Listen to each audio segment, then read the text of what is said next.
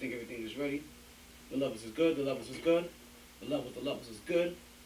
What a boy.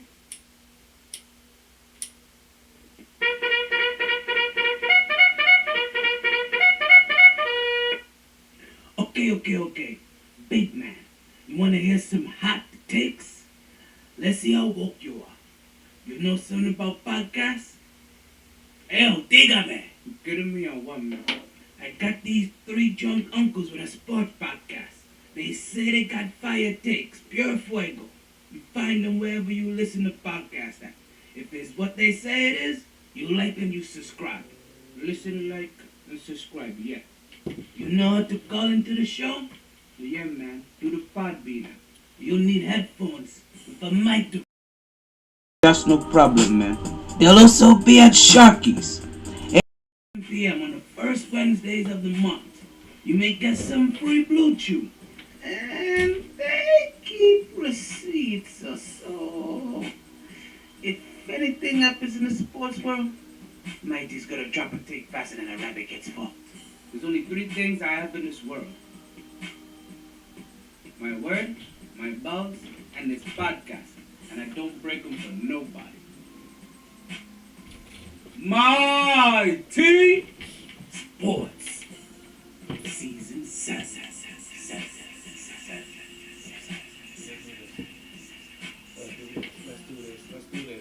Let's do this. Let's go.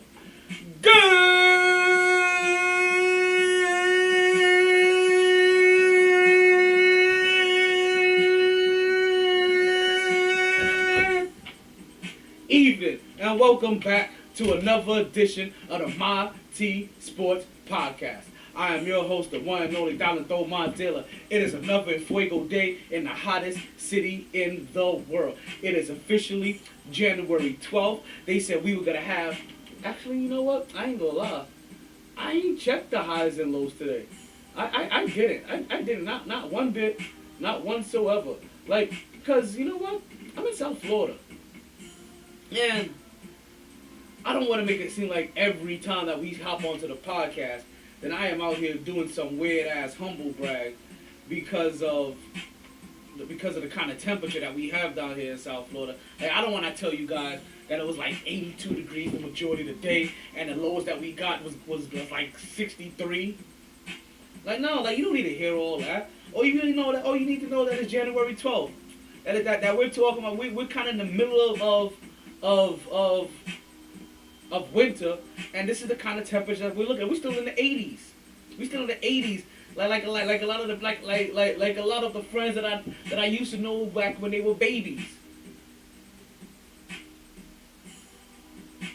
But this is season 7, episode 49 of season 7, excerpt 382 of the MyT Sports Podcast.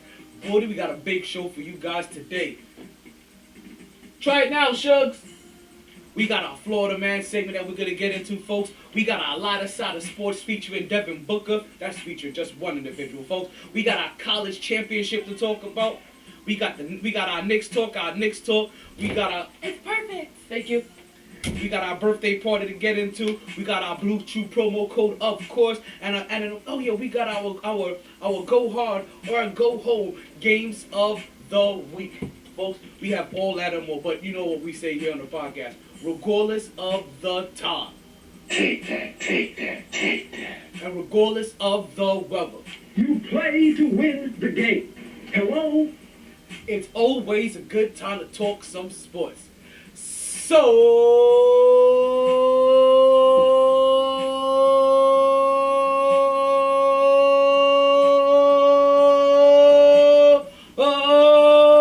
let's start talking. Woo! Back at it like a sports fanatic. MyT Sports. Woo! Welcome back to the MyT Sports Podcast, everybody. I'm really glad that you guys are here to join me for this show. Boy, we got a big show. January always brings out a little specialness, right? So let's go ahead and do what we like to do, right? Let's start off the podcast. Hey, yo, DJ MyT, go ahead and cut that beat for me, because you know you're going to be busy today, right? You know you're going to be real busy today. Let's go ahead and start the show off with the way that we like to start off the show, and that is with the birthday party. Drop that birthday beat. Yeah. Yeah, let's go. Yeah, it's your birthday. We said it's your birthday. Yeah. Because it's your birthday, we sing happy birthday. Check it, yeah. Check it, yeah. Alright, we got a couple of birthday shout outs to give, folks. As you guys know, the birthday party, what we like to do is celebrate any birthdays that may have passed since the last time that we spoke. I see my sugars in the room. I see Natalie in the room. What's going on, ladies? Welcome to the MyT Sports Podcast. Love use both. Like, folks, the first birthday that we'll like, actually, let me back that up. As you guys like to know, we like to do the birthday party. Any birthdays that passed since the last time we spoke. So we're going to be celebrating all birthdays from the 11th and the 12th of January. So let's go back to yesterday, folks. The first birthday that we have to celebrate, actually the only birthday that we have to celebrate for yesterday is to my homegirl, damn Gina. Folks, to my homegirl Gina Lopez.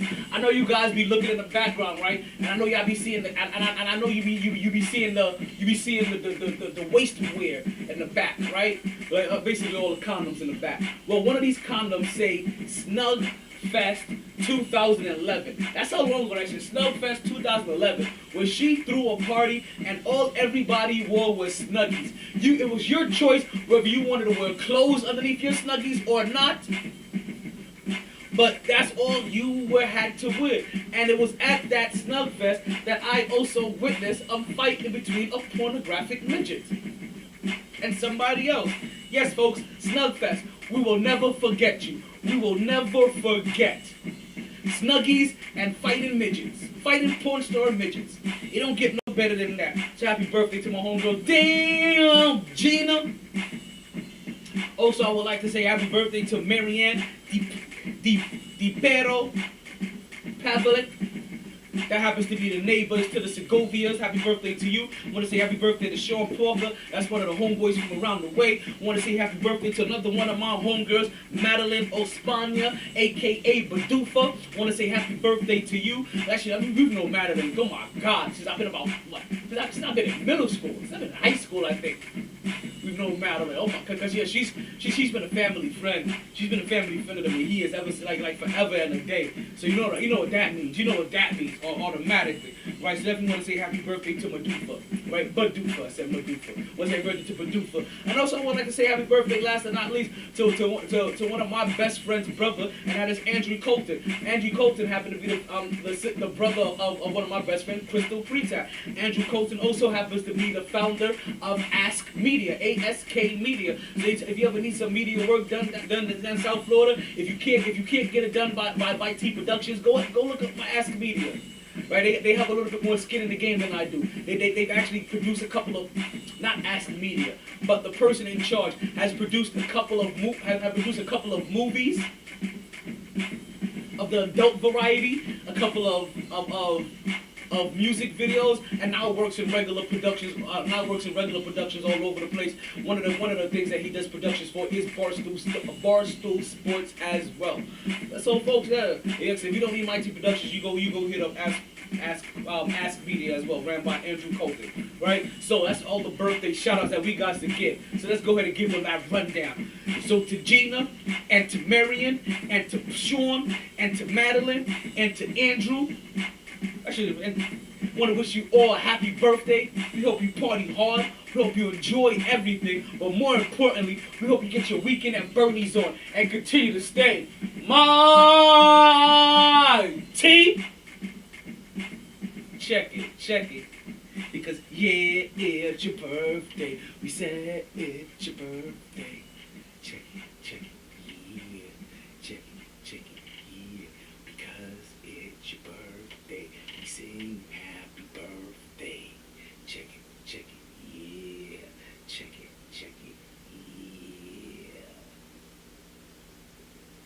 Yeah. I see more of the drunken familiar popping up in the room. See Chill Will up in the room, Nana in the room, my Sugars up in the room.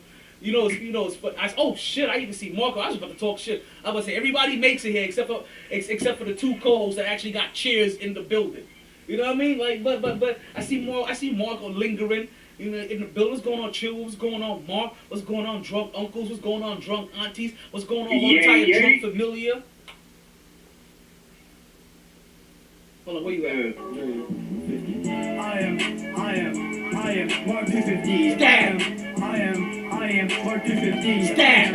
I am Mark 250. Stab! I am.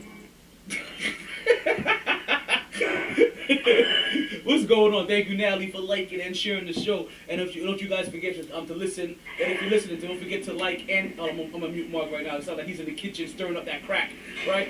So you make sure that you like, share, and you subscribe to the show. If you're looking for, if you can't remember where to find the podcast at, one of the easiest ways to listen to the re-ear of the podcast, just go ahead and tell your smart speaker, play the latest episode of the MYT Sports Podcast. If you got Google Podcasts, it's probably gonna put it up right up on there. You know, you got to spell it out for it. You have to tell it MYT. I know it's a smart speaker or a smart device, but you got to dumb it down for it just a little bit. Or you can just go straight to the website, mytsports.net. If you'd like to catch us live, you can catch the video live anywhere. Also the rear of the videos, that's YouTube, that's Twitch, that's Facebook, that's Twitter. Anywhere that you like to get your peeps on.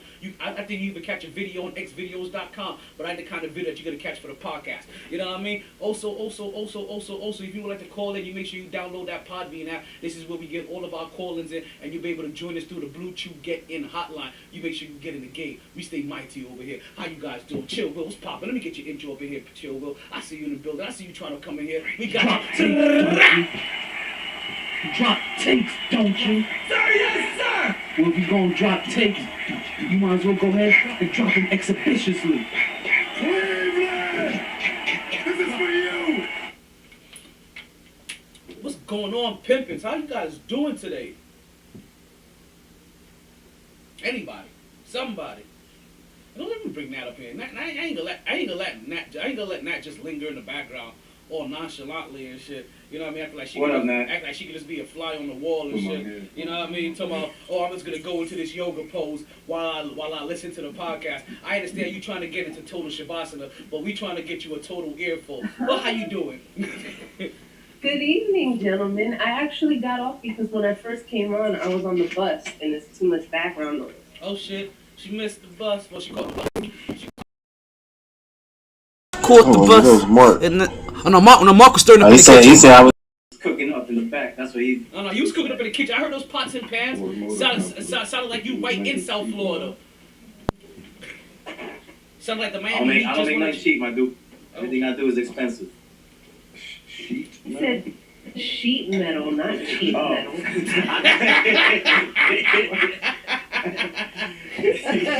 Okay. See there? We already have our first light skin moment of the day. It's all the way up. Look at you. What's up, Nat? How you doing? How you been? Man, what's good, y'all? I'm good. Good to hear from y'all. Where you been at? Don't let me come find you. I'll bust up on the L. Where's that at? You know that? Yeah, no, I've been. Sleep has been You sure you nice. been working? I think you're coming in and out now. It's winter time, so everybody's sleeping all the I time. have all of you guys been. I actually, truth be told, I haven't listened in on the podcast in a minute. I'm sorry, T. It's been a while. How's everyone? How's business going? What new investments have you gotten into? Yeah, just been keeping up with the site. I don't want to try to do too much diversify, but I'm probably gonna buy a couple houses here within a year. Nice. So that's a good thing. Nice. That's a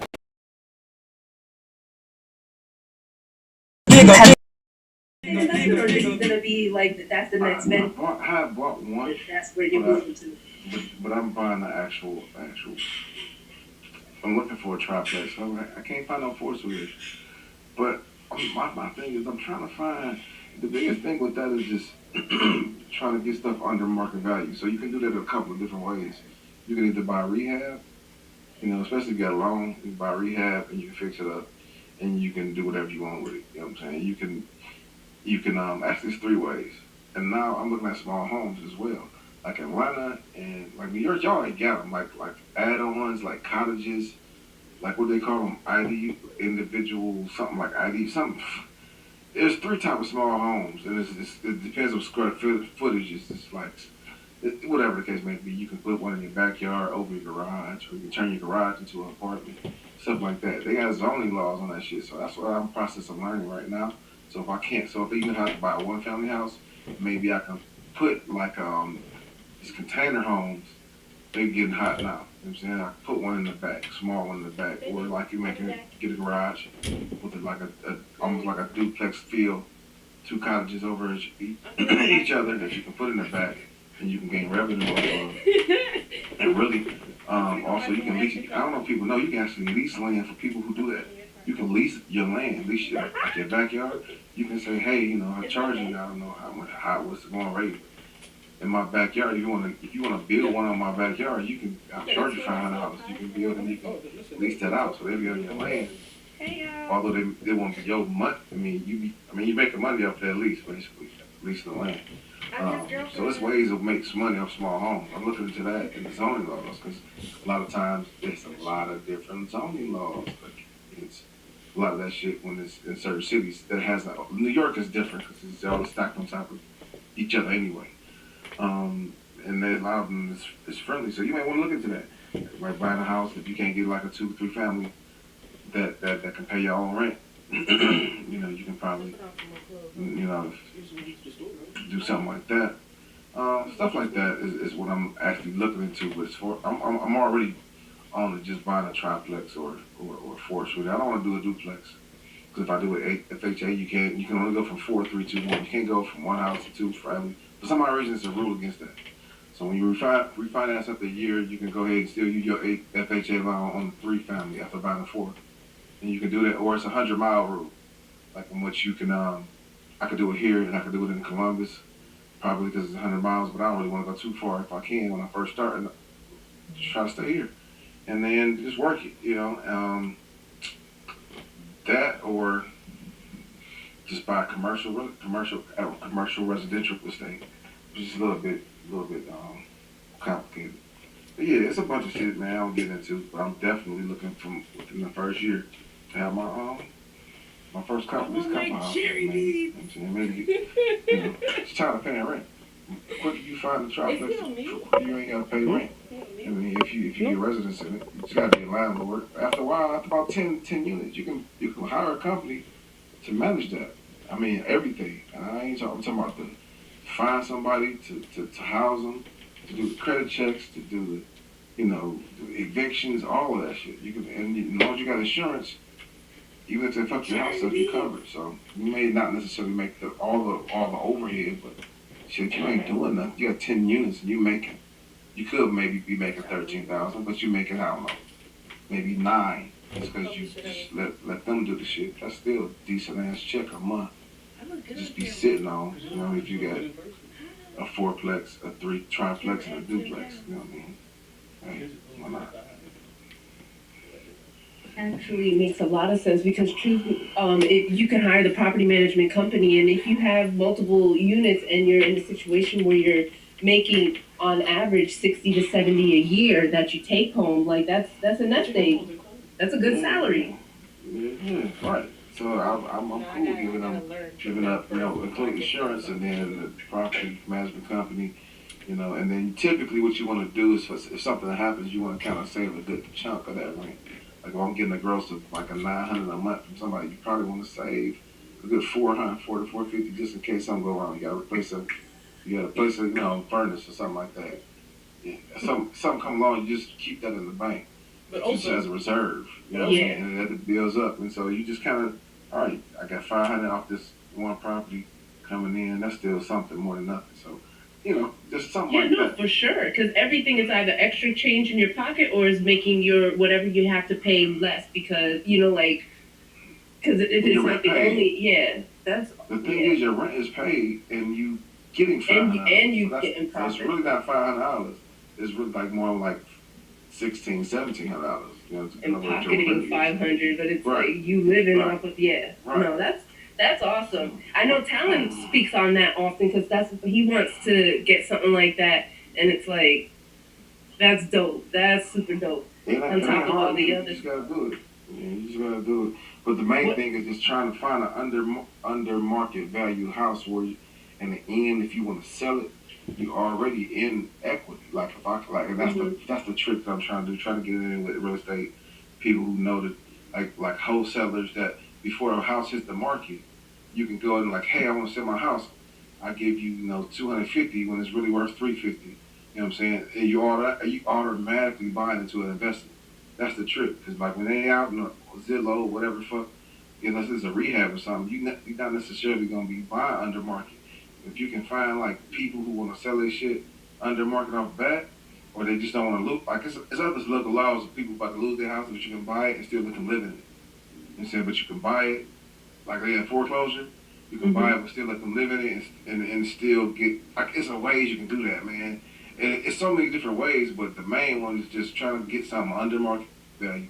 So whenever you go to sell it in about 5 years, you make it 200 plus that rent. If you want to sell, that's if you want to sell it. But you still, and if the housing crash, shit, if it drop $80,000, you still in plus equity on it. You know what I'm saying? It's like damn, you know what I'm saying? You're still in a win-win situation by trying to get these houses. Yeah, even if it's 30,000 under market value, just kind of try to find that, and then if you're a landlord, it really don't matter because it's residual income over time and it's non-taxable. Just trying to sit on that check, getting like $5,000 to $9,000 off of maybe 10 to 13 units would be awesome. Like it's awesome. No, that would be super dope. And then on top of everything else that you got going on, it's like, and then because then if you put that into your investments, then it's like you're growing money here, you're getting money here, you're making money here. It's like that's awesome. Now you can invest more. And then it's really out of if you take an L, even if you take an L, you ain't really tripping because it's like, all right, it was residual income anyway. You know what I'm saying? You might not, I'll get $8,000 a month, some units, and I'm investing 3,000-4,000. I mean, typically, if you got a decent portfolio, you're going to make money over 5 to 10 years lifespan if you just know half of what you're doing. But if you already know what you're doing, like, you're going to make money. So that money, that's what, 4,000 a month you can put it in, 3,000 a month you can put it in over like 2 or 3 years. Think about putting that much money in the stock market over 2 or 3 years, just letting that shit grow 5 to 10. You're going to hit $1 million real quick. You're going to hit $1 million real quick. And so that's just the process I'm trying to go through. Just getting that whole thing jumping off. That's awesome. Actually, so my coworker, his family, they bought, because real estate in New York right now is ridiculous, but 20 years ago, no, 30 years ago, Jesus. But 30 years ago, they bought, I think, a 6-unit place in, oh gosh. Which that makes it commercial. Anything over 5, I believe, is commercial, which makes it you can make more money off. Like, man, that's awesome.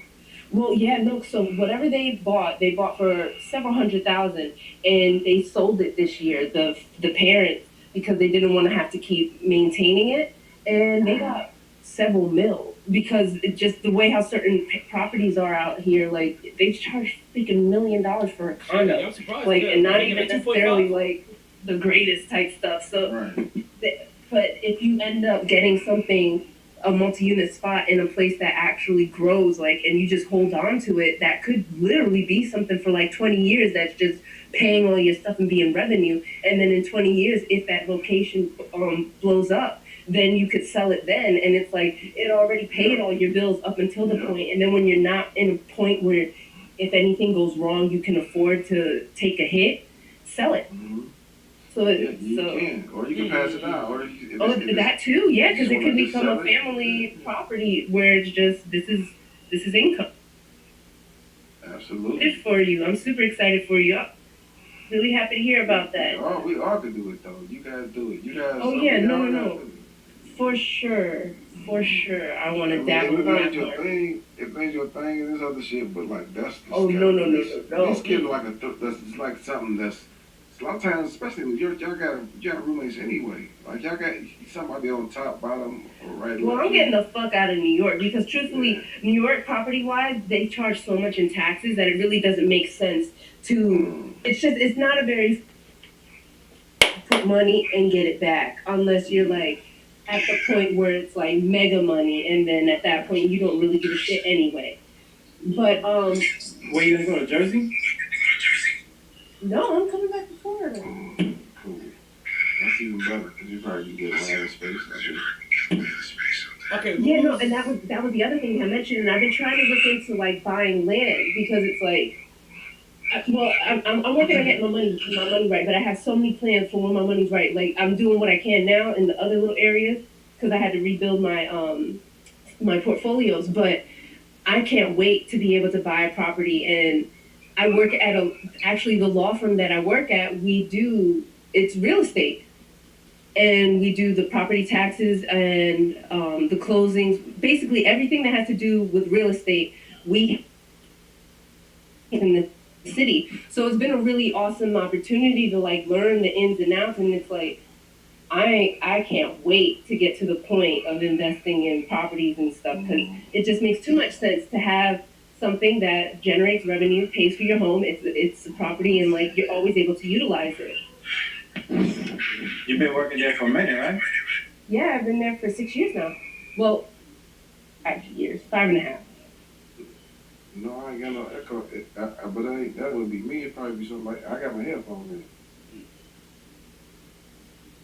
It's coming. I got my headphones in too. Nah, it was coming. It's probably on your side. It could have been mine because my headphones have been going in and out, Okay. so it's definitely possible from my end.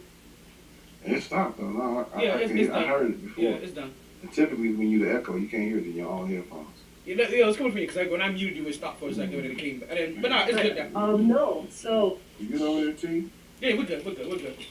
You guys talk. what resources are you using? Because I don't actually have enough knowledge on the ins and outs, like with the properties themselves and stuff. Like what? It's a lot easier just to kind of probably like now. I do all I would read like I used to read a lot, but I just kind of like I'm such a visual, like my brain works so much.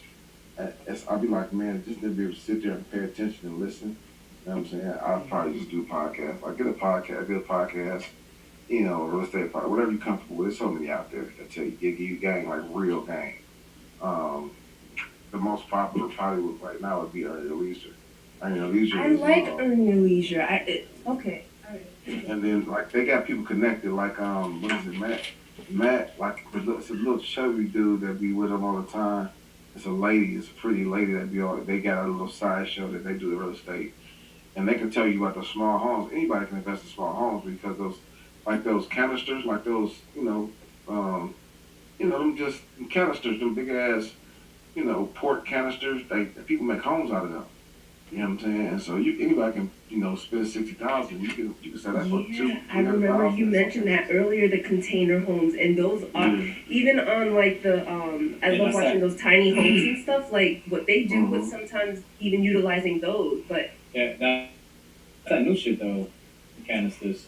Yeah. I've been seeing that shit on some shows. Yeah, but and there's a lot of zoning. That's what I'm saying. There's a lot of zoning laws against some of that shit. So you kind of have to know the zoning laws in your area. But that shit is real, and it's the thing to get into now is you can get in that space and kind of like. But the thing is, with that, you got to go to like community meetings, and you got to like they have whole home communities they build in certain places, even like New York or Atlanta. It's so easy. It's so much. You can literally take a huge ass parking lot and make 10 to 15 homes, and it's a whole community, a gated community if you wanted it. You know what I mean? So it's crazy how they making money off of that. But you gotta kind of they're not coming and let people vote like, take. You gotta have some reason to finesse you gotta politic your way into shit like that. You know what I mean? You gotta know the right people. You gotta finesse them. You gotta go to council meetings. You gotta go to zoning meetings. You gotta just learn the laws, and then, if you need some laws changed, talk to certain people and let them know, hey, this is why I value to this community. You know what I mean? And this is how I help. This is how I bring revitalization. You know what I'm saying? You gotta show, how a mayor or a councilman can benefit from that. You gotta start politicking. If it's not, if it's something that you can do it, you can make so much money, man. About the 2 or 3 people I was studying that's doing it, they really had to. There's an effort, but once it's just one decision made, one law needs to be passed. It's like they're already ready. You know what I'm saying? So it just boom, it goes into effect, and it's possible, man. I'm like, man, I could do that. You buy a canister for $30,000 to $60,000. You take it up and you do whatever you need to do with it, and literally these homes, to put them up, like I said, 60, 70,000, but you're selling them for over 100 in some cases, like 150 to 210. Depending on where you at, could be 300. So on average, you probably making you doubling your money. You know, just by popping up a small home joints.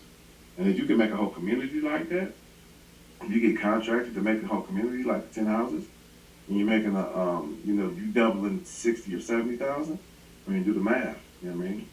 It's down there, for one community, and there's people doing that all around, like Georgia now. So it ain't like it's super huge. It just takes some time and effort.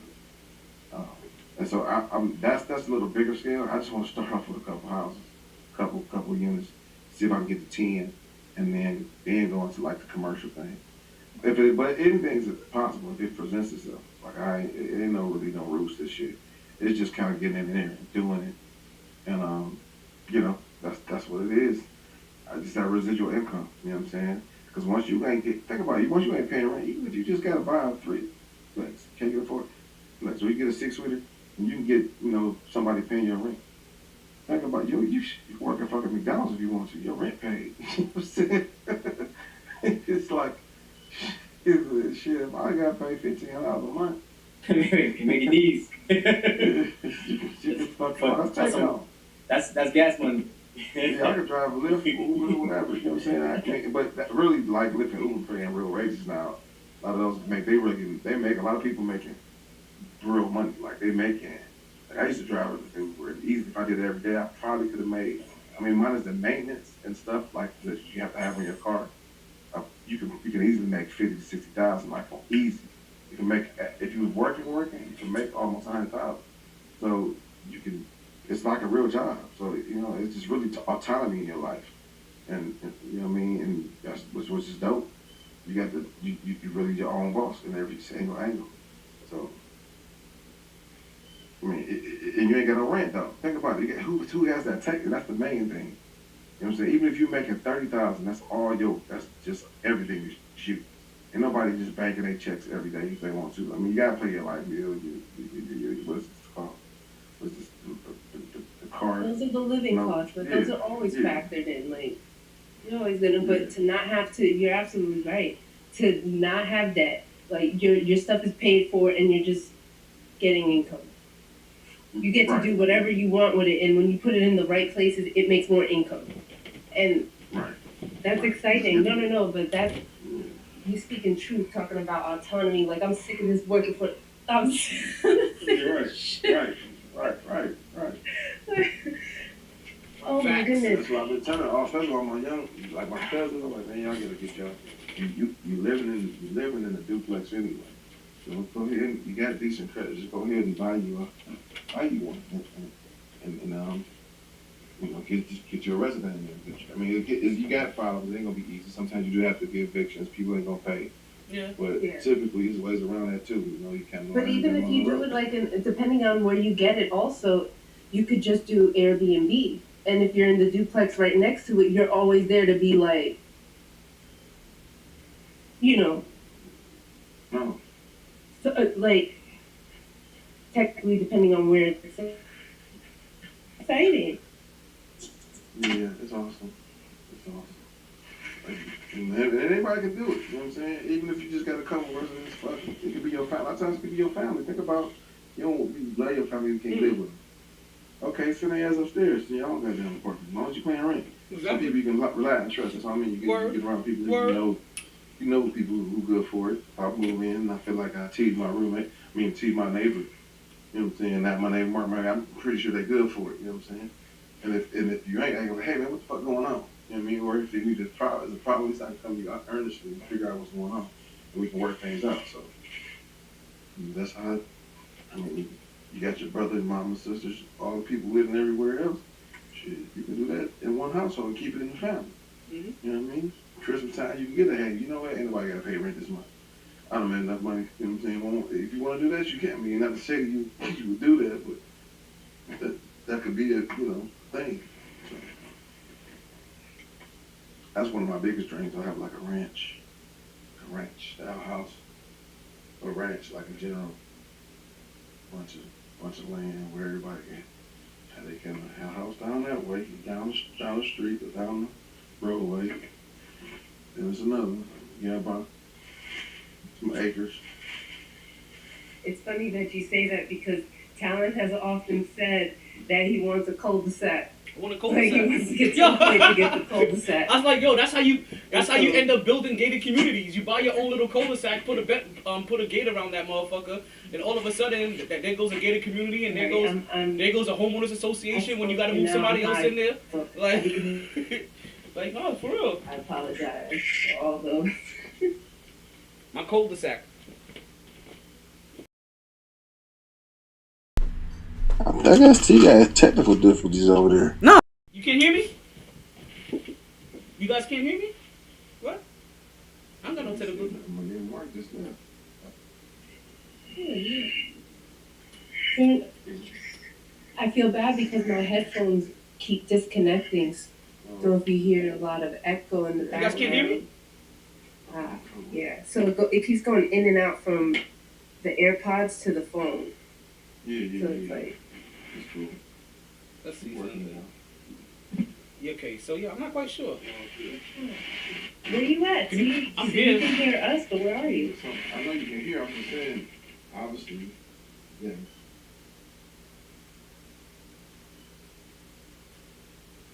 Okay, so yeah, there is some issues going on with the internet. It looks like.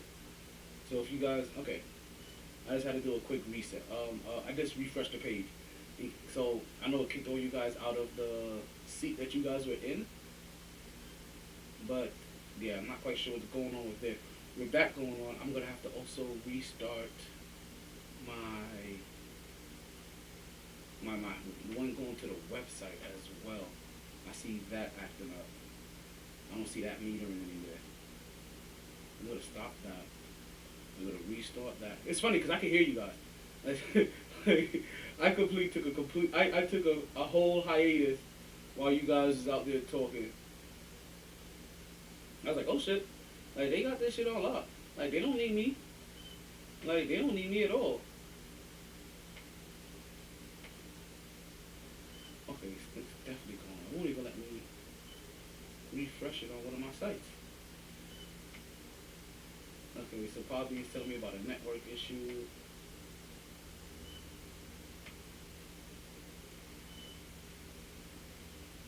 Everybody seems to be having a little bit of issue somewhere. I don't know what's going on here. But I hear you guys. I was hearing your whole conversation. And I'm here. You know it's funny too because we haven't had a money talk in a minute. And Nally has been coming. And Nally's been telling me like, yo T, we need to have a money talk. Yo T, we need to have a money talk.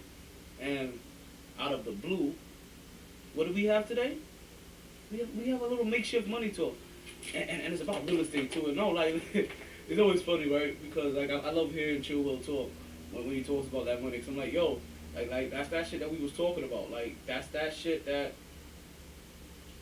we were talking about getting into. Like one of the things that I have looked for some time now. Is this back up working yet? Nope, still not working. Things I've been looking for some time now has been some kind of like duplex. Or something of that nature to try to rock with. Because of the same thing, like yo, I've been wanting to move somewhere where not only I can live there, but I'll also be able to like, you know what I mean, start getting that residual income, like rent it out, get some dough, you know what I mean, get some real dough coming in from it or some shit. So I feel you on that. I definitely feel you guys on that.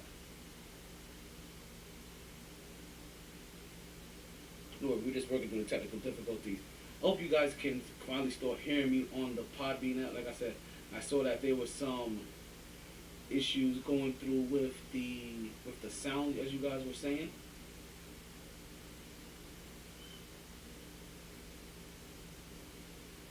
So right now we're just working through a couple of things. I am getting back the feed to the website.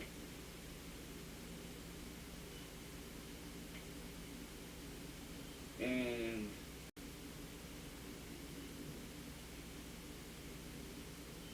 course we do that. What's going on, Ronnie? I see you. Ronnie, you're in town? And how long are you in town for? Because did I see that right? Like, did I see that right, that you're actually in town? Because if you're in town, then there's something that we can take care of while you're actually here. And if that's the case, I would like to take care of it while you're here instead of having to worry about mailing shit to you. So if you're in town, let me know so that we can catch up.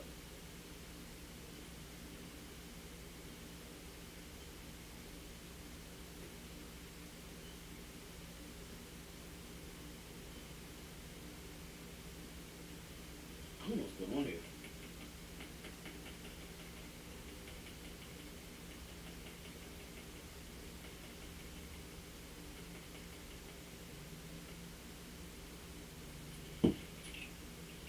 As you guys know, right, Ronnie happens to be the winner of the season 7. Season 7? How many? I don't even know what year this is. But he's the latest winner of our MyT Fantasy Football League.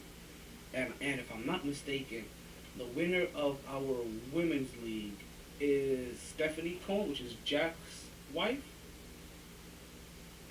And normally I go to give out their prizes by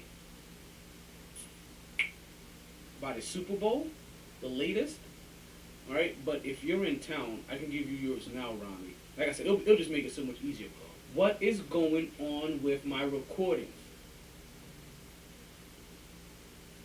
Like, I ain't gonna lie.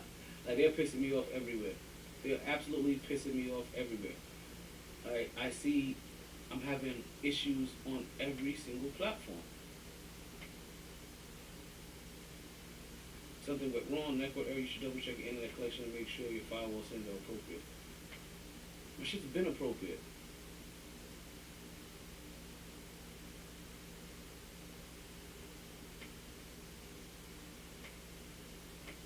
Something really isn't right here. Why does it say continuous 24/7 broadcasting? I should have 3 hours. Something ain't right, something ain't right, something ain't right. And it seems like Podbean still hasn't fully heard me as of yet either. It doesn't look like those guys have come back yet. I wonder if they're still talking in their own little room somewhere and I'm just not catching it. Okay. So it looks like we're back now. Well, the feed is back up on the website. So that is pushing again. So we're gonna have that audio back for the site. Not quite sure what's going on with Podbean. Let's see here. Hey, people, I can't hear you. Can you hear me? Let's see, 'cause I still see him on the room. And I may end up closing this and opening up the new one.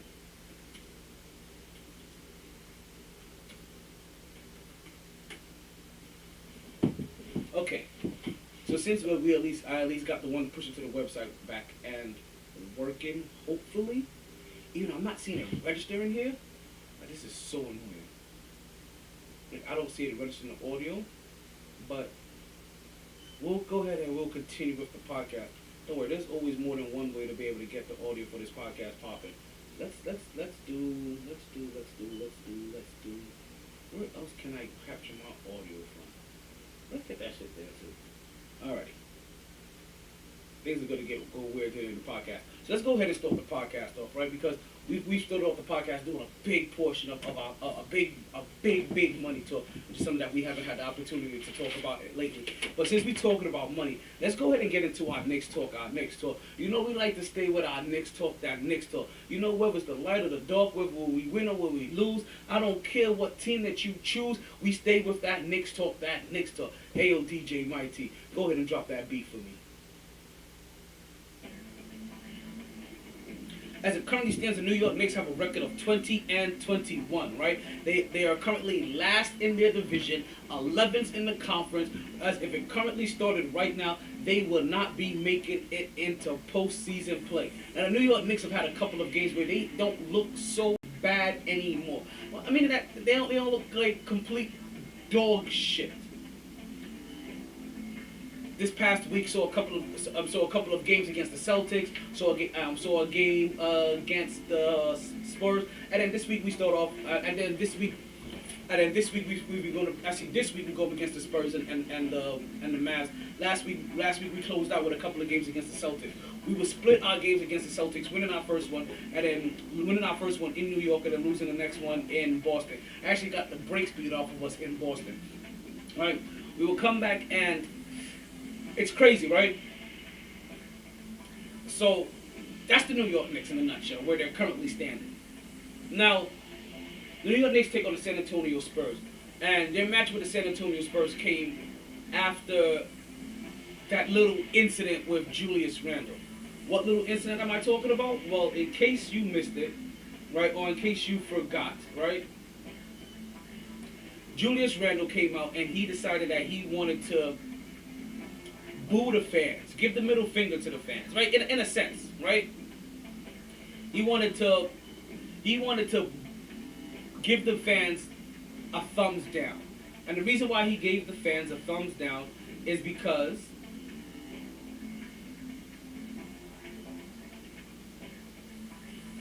the fans decided that, you know what?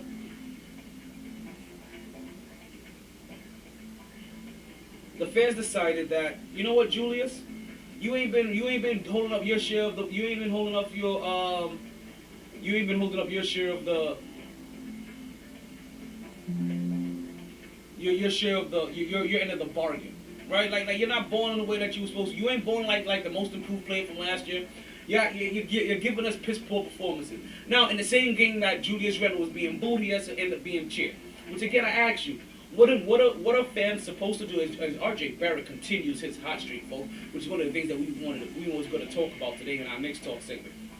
Like, what are you supposed to do when your team is not living up to its standards? I guess in other areas, like I hear in Detroit, they don't boo their team. Like, they don't boo the Detroit Pistons. They don't boo the Detroit Lions. They don't show their level of disgust when the team is doing bad. They just keep cheering and egging them on. Cool. That's what you guys do. We don't play that shit in New York. I'm sorry. Things function just a little bit differently. I don't know what's going on with these things. These things are so annoying right now.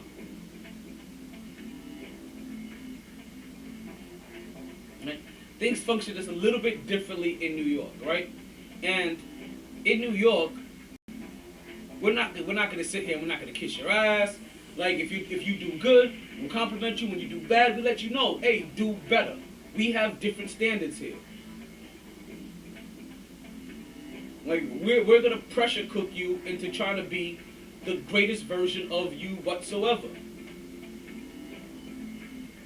This is why it's hard growing up with New York parents, right? When they're also from some kind of island. Cause man, they are so rough on you. They are so rough on you. It's not even funny. You don't even know where to begin half the time. But Julius Randle ends up having a decent performance by the time he gave fans the thumbs down. But then he would show up the very next game, and he would put up. And we're talking about the San Antonio game, where the New York Knicks end up coming with a victory, 111-96. Where it was basically a wire-to-wire victory for the New York Knicks, right? New York Knicks actually looked well. Julius Randle did play a role. I don't want to say that he was completely garbage. He played a role into us winning. He became a distributor. He became a facilitator. He became a guy that he would draw in the defense and he would try to find the open man. Even when his shot was off, Julius Randle only scored 2 points. And Julius Randle, I have to tell you, if you're going to give fans the thumbs down, you can't come out the next game and put up a duck. I'm just saying, that can't happen.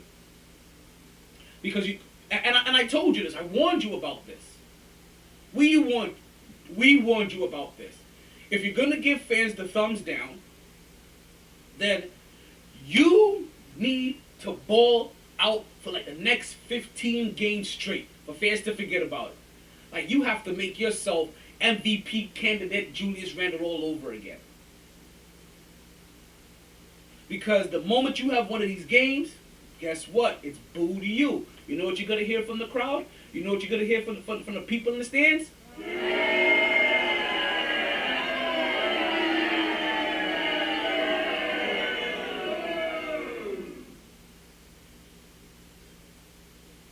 Now, the only reason why Julius Randle actually ended up coming up lucky in this game, in a sense, is because R.J. Barrett ended up having himself a monster game. R.J. Barrett, ever since about that Boston series, he's found his swagger back. And granted, listen, he was coming back from COVID. It was taking him some time to recover. You could see that he was winded. He talked about being winded. But then also something that you've seen from these New York Knicks teams is that almost everybody that has come back from something, right? Whether they were just benched for an extended period of time, or whether they caught COVID, or they were out due to health and safety protocols. The New York, look at Timmy. As the New York Knicks currently right now playing the Dallas Mavericks, go ahead and you can tell me how many former Knicks players are on this current team, and even extra bonus points. And I'll even give you a Blue Chew promo code to get yourself a free order of Blue Chew if you can tell me their names.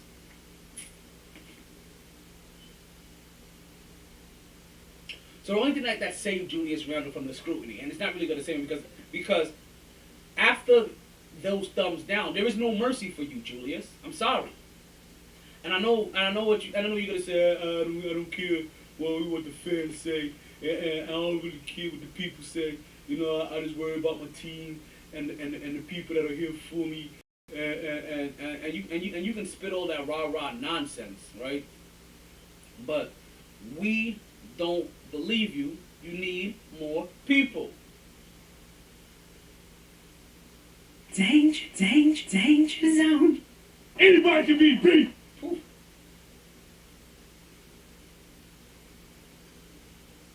So there's no mercy for you, Julius. So and I'm getting to the point now where if Julius Randle's going to keep having these subpar games, I'm almost done with Julius Randle. See, that's how quick it is, Julius. So you forget, we barely liked you to begin with. We barely liked your ass to begin with. Knicks fans everywhere. You were Mr. Dribble, spin move, dribble, pump fake, shot. That was you. What's going on, Mark? I see you in the podcast. I see you rejoining the podcast. Still can't hear you guys. Hope you guys can hear me by now. If you can't, this is going to be a rogue episode. This is going to be a rogue episode of MyT Sports Podcast that you'll only be able to catch on YouTube, Facebook, and all those other places. You see, that's the only place you'll be able to hear me today. So if you guys are on YouTube, if you guys are listening, right? Listen to this. If you guys are listening, all right, I'm gonna tell you this right now. Go ahead and call me through Instagram. I'll let it slide today. Go ahead and call me through Instagram if you would like to call into the podcast, right? That's where we'll switch over to Blue Chew Getting Hotline at. Also, if you would like to communicate with me through text, you go ahead and share it through any. You know, they was having a whole podcast on Podbean by themselves. I know, you're talking about money. I was here chilling, relaxing. Oh. They was calling your name. I know. I was telling them in text that I can hear them, but I guess they couldn't hear me at some point in time. I still don't know what's going on with the audio. Something happened. But, you know, just hip hopping. Show must go on. Show will go on. Show does go on. Because they can't hear me on one platform, I don't automatically assume that I can't be heard on all platforms. So, you know, video, YouTube, Twitch, Facebook, Twitter, and there. Check it out. Check it. Yeah. I'm so hungry. So, I'm at the point. See, you understand, Julius? Like, we barely liked you to begin with. When we got you, when you came to the New York Knicks, fans were looking at it like, oh my God, we got this bum, we got this empty calorie motherfucker. Like before Alfred Payton was Mr. Empty Calorie, you were Mr. Empty Calorie. And then you redeemed yourself. Tom Thibodeau put a spark in you. Told you he's going to put some trust in you. Put the rock in your hands. Put the game in your hands. Put the ball in your hands. Put the team in your hands. And was like, yo, let's do this damn thing. And you showed up. You showed up big time. But that was just 1 year. And if you want to be considered, just consider, you have to go with some kind of consistency. And the performance that you've been putting on this year does not say consistency. Now, like I said, luckily for Julius, in this last game, R.J. Barrett's performance really helped. Just like again tonight, R.J. Barrett already has 26 plus points. R.J. Barrett's been put on like 20 something plus points. R.J. Barrett's basically doing what Kimball Walker did when he finally started playing again for the Knicks.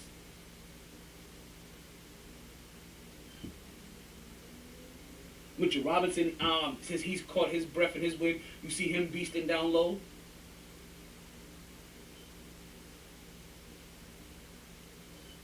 New York Knicks currently are beating the brakes off of Dallas Mavericks 90-76.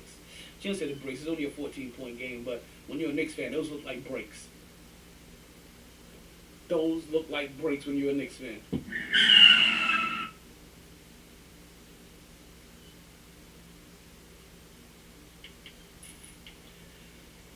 Now, with R.J. Barrett's continued hot streak, this is one of those times, and it's crazy.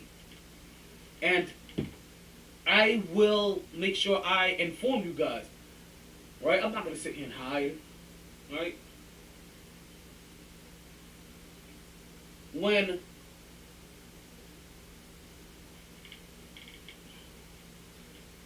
R.J. Barrett was struggling, I had started coming to my wits' end with RJ. And it started to make me contemplate if RJ Barrett may be better off the bench, away from Julius Randle, where he can get this ball, get a chance to shine, and do his thing. As one of the men off the bench. I feel like I see in a weird way, I think I was already trying to blame Julius Randle, and already seen like, okay, Julius Randle may be causing a black hole. And it could be affecting guys like R.J. Barrett. But even in Julius Randle's 2-point game, you saw the unselfishness. You seen him come to the realization, hey, I'm not on. Let me go ahead and get it to the young buck, R.J. Because R.J. has been doing the thing that we've hoped that he was doing. Actually, R.J. is doing the thing that... Actually, he's doing opposite of the thing that made us want to send him to the bench. Come on, for years, we've been clamoring for like, oh, he could possibly be this number 2 guy. He could possibly be the 2B to Julius Randle 1B. And he's a B player here. Because all we've ever said, even before this year, well before this year actually, there were 2 guys I was hoping that R.J. Barrett could work himself into, and I'm going to continue to say this.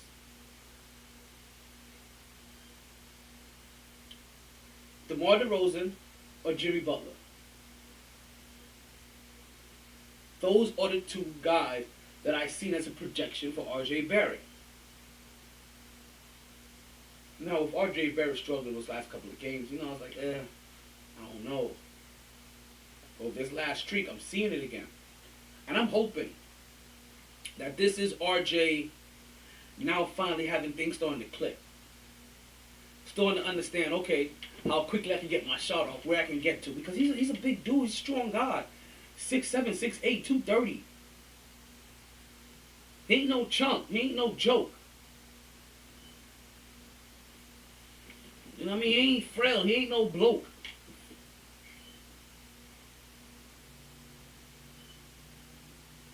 Now the New York Knicks, as you know, still have a whole bunch of injuries that they're trying to overcome. Right? As the New York Knicks extend their lead to 19.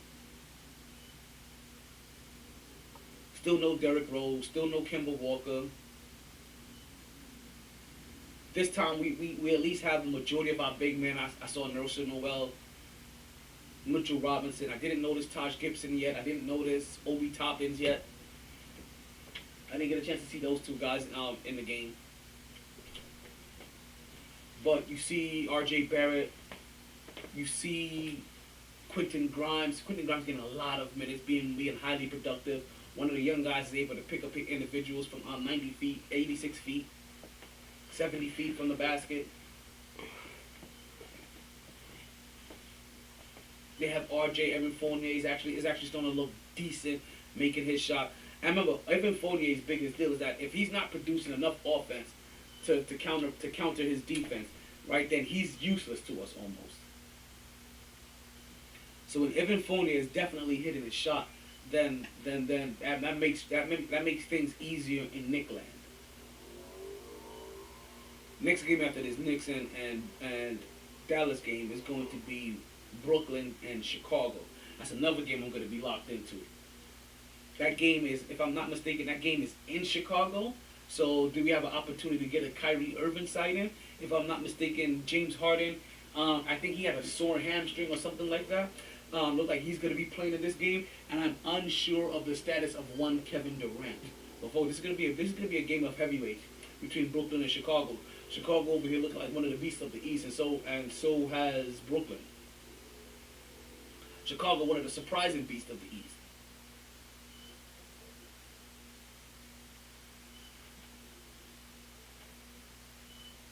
Emmanuel quickly has gotten the opportunity in the last couple of games to start at point guard. We've seen him actually in both roles, right? We've seen him start at point guard and do a really good job. For a lot of individuals that talk about Emmanuel quickly, and I'm telling you guys, I consume a lot, right? You guys don't understand that I consume a lot of mixed talk.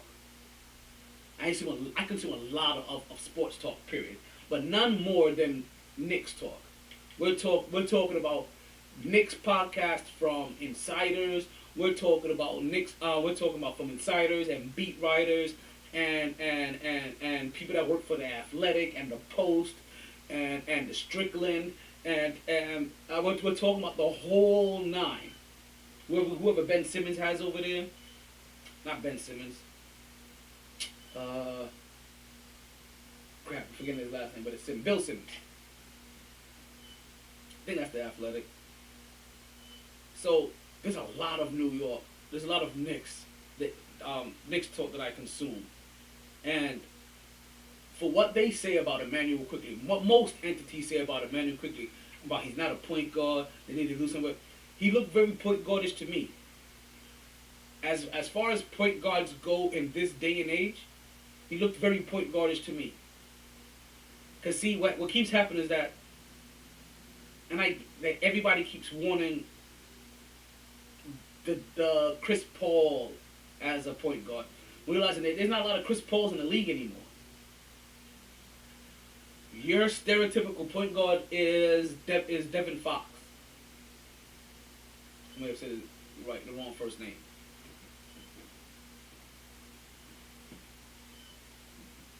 But that may be a more stereotypical point guard. A guy that scores 17 points and can get six assists. A guy that looks to score a little bit first, then pass first. That's more your stereotypical point in this day and age, because they want your point guards to be able to score. So they get aggressive point guards. They get small scorers, and just ask them to dish out of trouble. Julius Randle, 14 points on 14 shots. 5 for 14 shooting. Another horrible game by this bum. I'm gonna still call him a bum. Until he starts to look like the guy that looked like last year, I'm still calling him a bum. Because what he's doing, he's back to the guy from 2 years ago. Even worse. Because we saw what happened when you can give effort when you're locked in. So now when you revert back to your former self, that's even worse.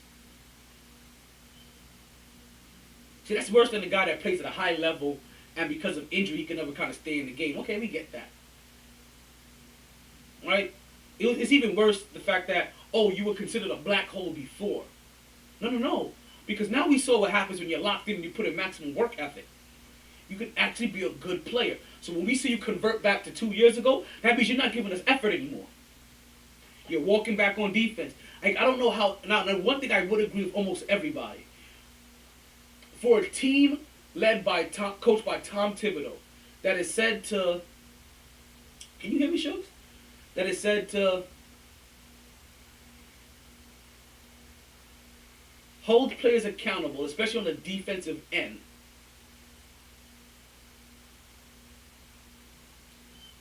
Julius Randle gets a lot of defensive passes. Yeah, I said it. Julius Randle gets a lot of passes for having, like right now, he just let Luka Doncic go right into the middle. Turnstile. One of the things that probably still bothers me the most about the New York Knicks is just about a minute and 59 seconds left to go with a 19-point lead, 101-82 New York. Is that, thank you, Shuggs. one of the things that probably bothers me the most about the Knicks, right, is that I get that when it comes to the paint, they're a good defensive team, but protecting the paint the way that they do is no longer today's basketball. It's no longer that defense no longer conducive to the way that people play offense. Offense now stretch you out 5 wide, 4 wide. They're too often leaving way too much space between them and three-point shooters. And like I said, Julius Randle, as far as defense goes, like I said, he is not that disciplined. And to be the leader of this team and be one of the least disciplined players on defense, it really makes me wonder, why isn't he held accountable? But I let you know that right now he still is kind of the best option that Knicks have. That they're willing to overlook his lack of defense because they said, you know what, we just need what you do, period.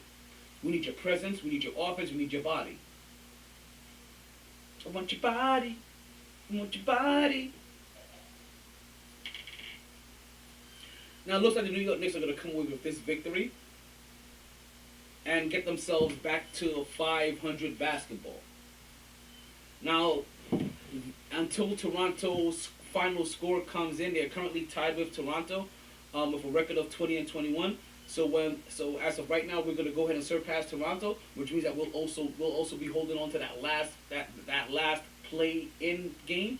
Julius Randle RJ Barrett just hit another 3-point shot. He is 13 for 22, 5th game with 30 points this season. Right? Yeah, I told you, he and the majority of them, at least 3 of them, have come in the last 3 to 5 games. RJ Barrett with another 30-point performance. That's what I expect. Put up 15 points. RJ Barrett, 22 shots, 32 points. 4 for 7 from 3-point range, 7 rebounds. This is what we hope for. This is what I have hoped for RJ Barrett. Now I get it. I don't expect him to put up 30 every game. Even if he tapers down where he starts averaging 22, 24. That's more than enough for me. That's more than enough for me.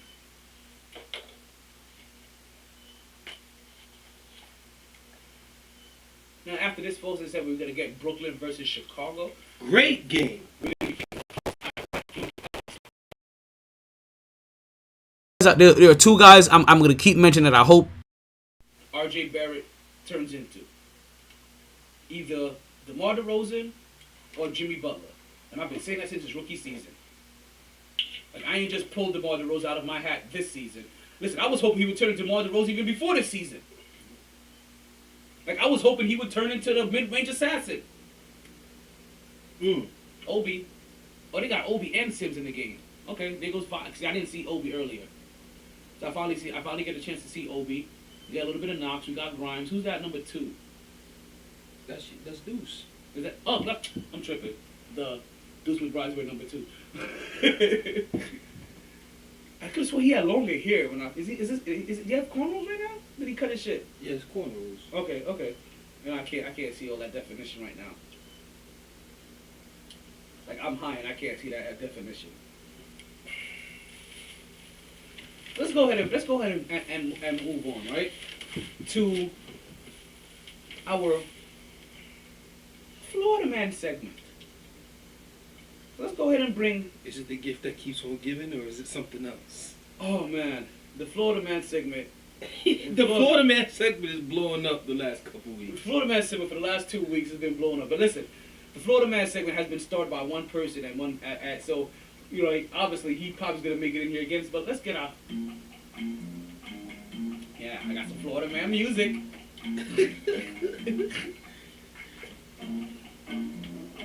It's got some real...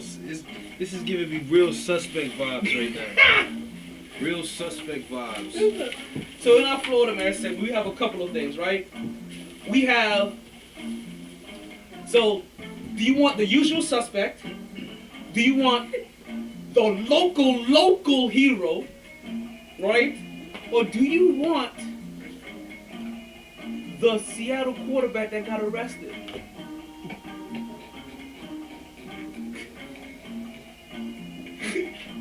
Florida man. Let's go. What were my options again? We have I heard the usual suspect. I heard the last one. The usual so it made me suspect. forget about the other two. The usual suspect, right?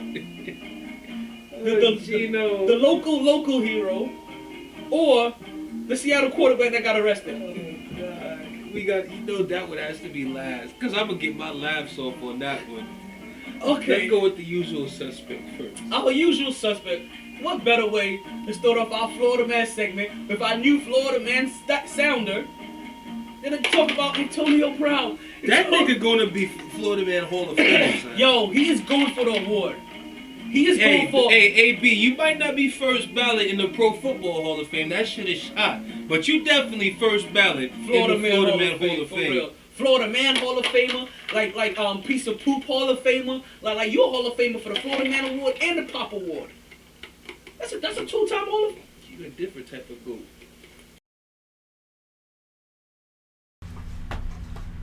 Like how you about to get the double asshole award?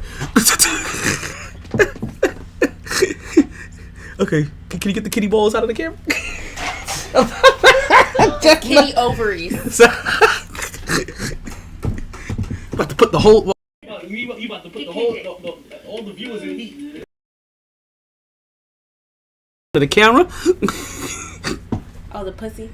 Exactly. They can't be seeing that shit. So Antonio Brown, he does have advising proper behavior. This is a first. Who are you? What are you doing? You understand, right? Listen to how bad Antonio Brown was, right? Antonio Brown was so bad that Terrell Owens came out and said, "You know what? I'll take his spot. I'll be less of a headache." He was so bad. O.J. Simpson came out and said, "My brother, you got to do better."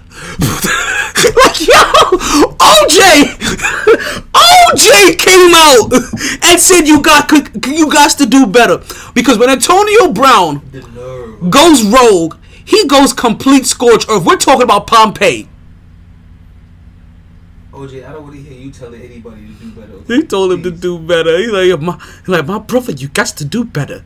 You're making us look bad as black. He ain't go all there, but he might as well. What's going on, bro? Brother OJ. You do understand you're still a role model for the wrong set of people, right? It's like, yo, that nigga got away with murder. What did he do? Pay up. So Antonio Brown in his scorched earth,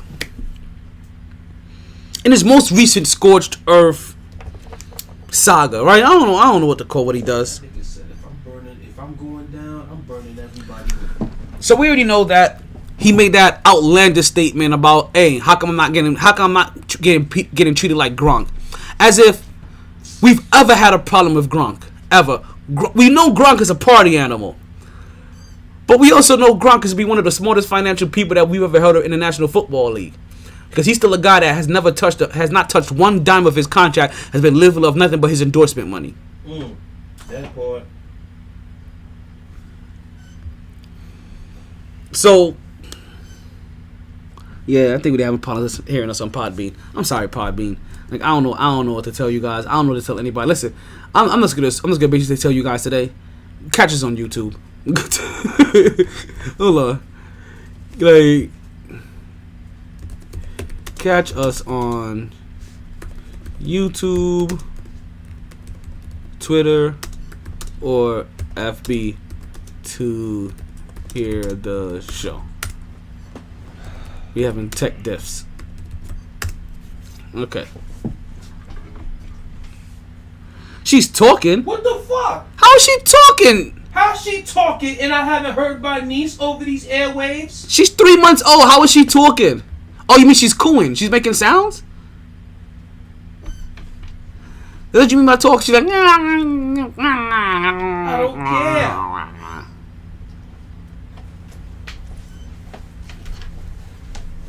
You thought that was Lynch? Who was Lynch? Marshawn Lynch? I don't know. So now Antonio Brown has gone to.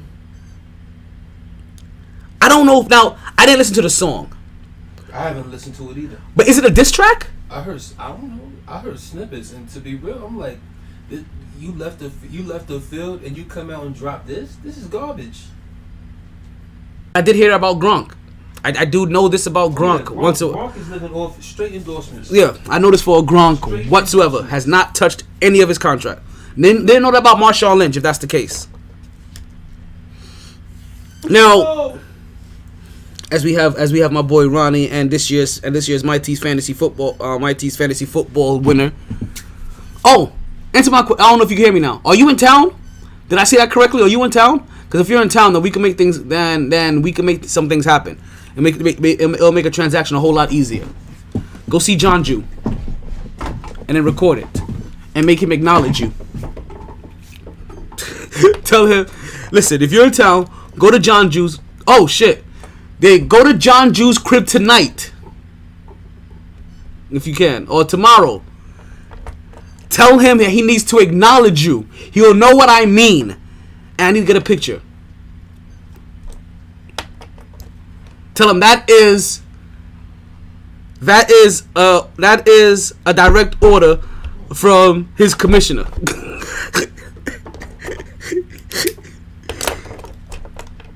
I ain't know you was in town this whole time. How long you been in town? Yeah, but definitely go see John Jew. He needs to acknowledge you. So Antonio Brown, I'm gonna call until I hear it. I'm gonna call it a diss track. All right? I'm gonna embellish a little until I can hear it. Right? I don't embellish often. I'm gonna embellish a little bit here. You embellish all the damn time. I don't know what you're talking about. Exactly. So Antonio Brown goes and he makes a diss track, right? But not only that, the next day, which obviously told us that he didn't leave the city. The day after he goes after the Jets game, he's courtside at the Brooklyn game, and then right after that, he's making a diss track, and then right after that, he is going to Mr. Public Mental Health himself, and you see him chilling with Kanye West. Kanye freaking West. Now this is where I get torn, right? Oh, that's what you asked me about Sharky's last Wednesday. No, I did not know you was here. And I was at Sharky's last Wednesday. Yeah, I was there. Yeah, I was at Sharky's last Wednesday. But yeah, go hit up John.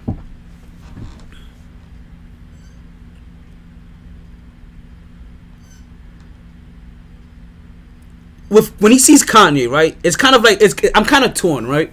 Because to me, Kanye is the last and probably the first person you may want to see if you have mental health issues, right? It's weird because Kanye, like you don't, in a weird way, you're like you're going to Kanye, like you're going to Kanye out of all people. He's fucked up in the head himself, but he also fucked up in the head himself. If you had to ask anybody about mental health issues in the public eye, it's Kanye. Hey, yo, Kanye, how would you handle this? Okay. Let me do the opposite. But Antonio Brown is going to do whatever Kanye does. I feel like Kanye is now Antonio Brown's spiritual animal. I can't handle my liquor, and these niggas can't handle me.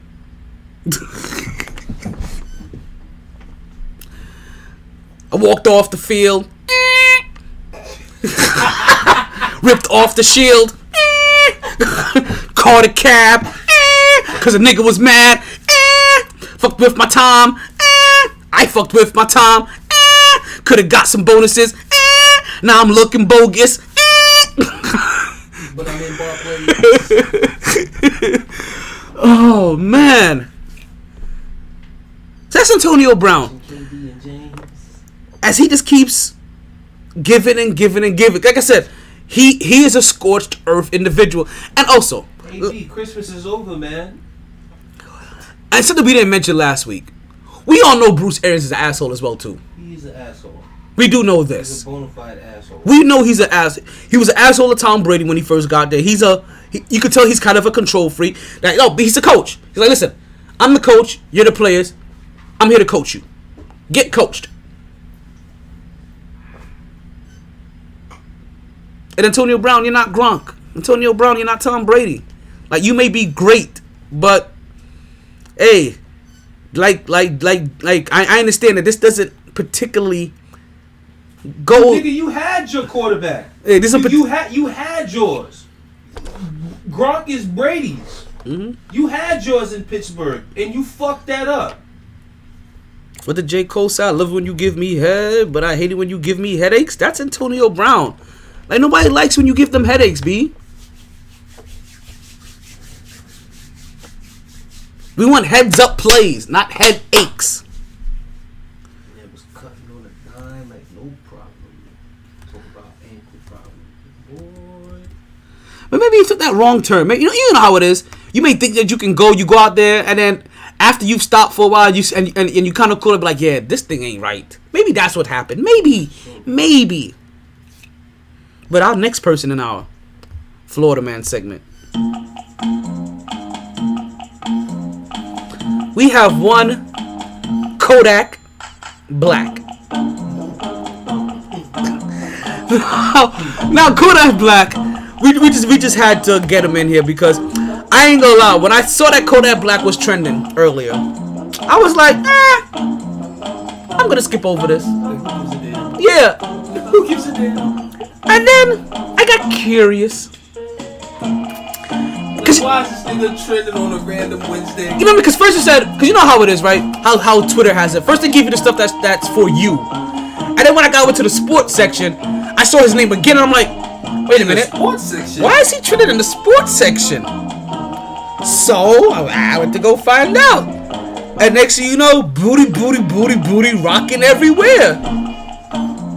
Booty rocking everywhere. Kodak Black was out there getting his, what was that group name? Little Romeo? No, what's Grind on Me, relax your body, let you. He was out there getting his Little Romeo. Pretty Ricky's what they call him. You're right, that's that group. Oh my god.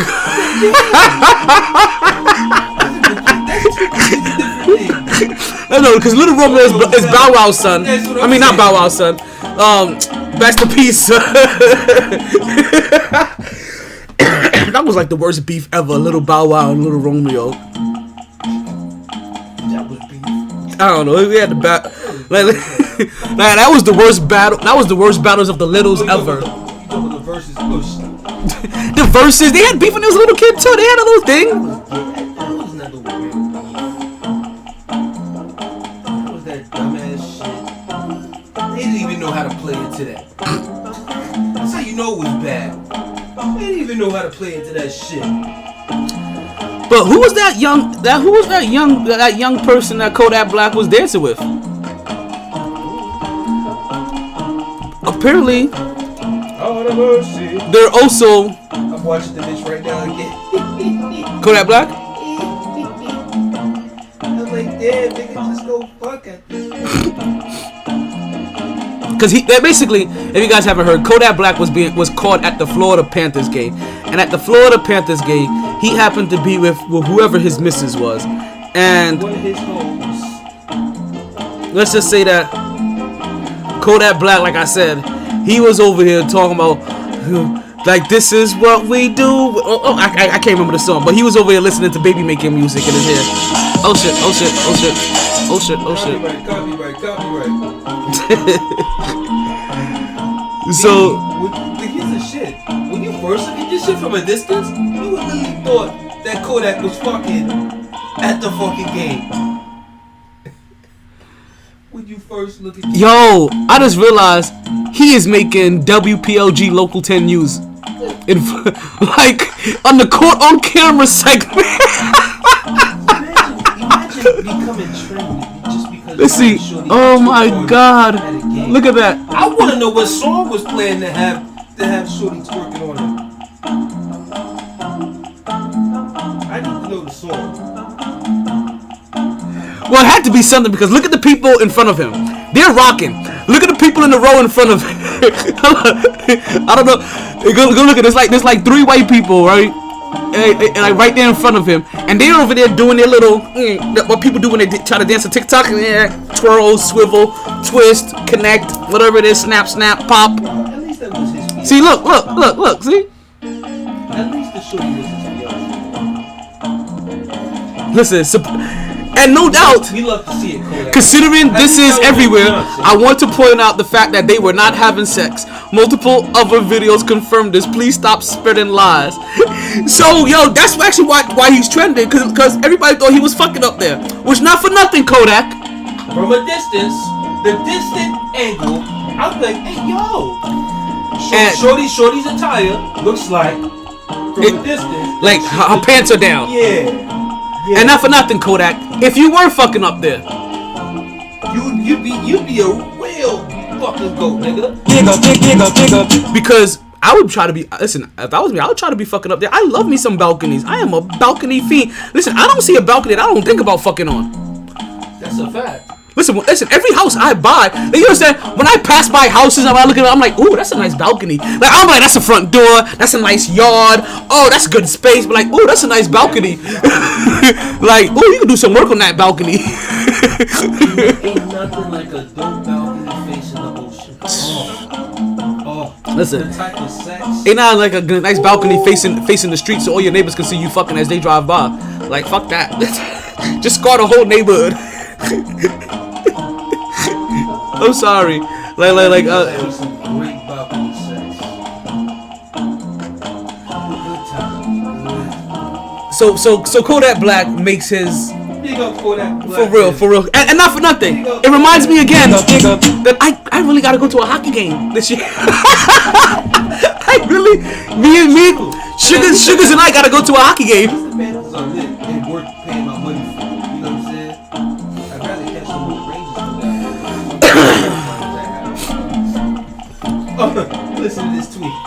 Kodak Moments had a different meaning when I was a kid. Yo, hey, God, I'm loving that shit. So to keep the punches coming, right, and the laughter's rolling. In our last mention of our Florida Man segment of the day, we have a Seattle quarterback that was arrested, folks, on a DUI. Oh my God, Russell Wilson! No, Russell!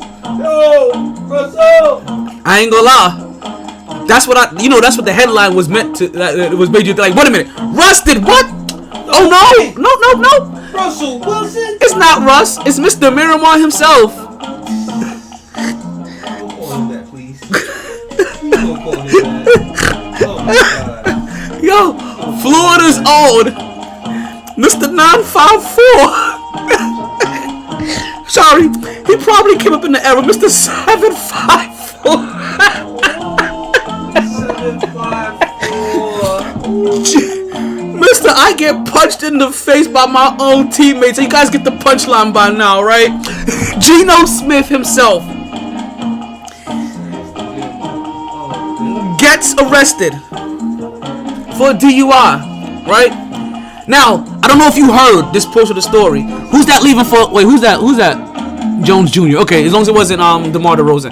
Because even I don't want to see that happen to them right now. Right now, I'm not a big fan of, you know me, not a big fan of DeMar DeRozan, not a huge fan of Zach LaVine. Respect them, not a huge fan of them.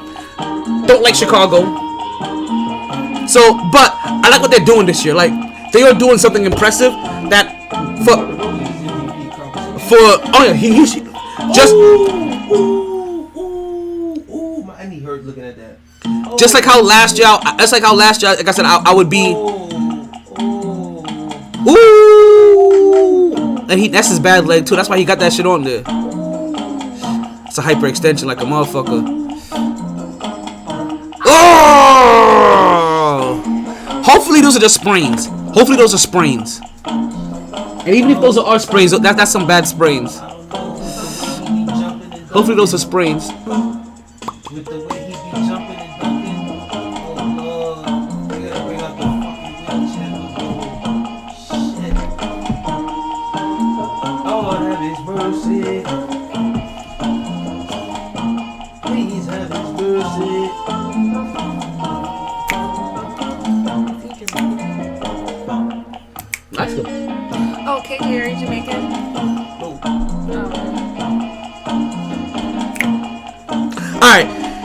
So Geno Smith gets arrested, right? First, many Jamaican. You say you're Asian?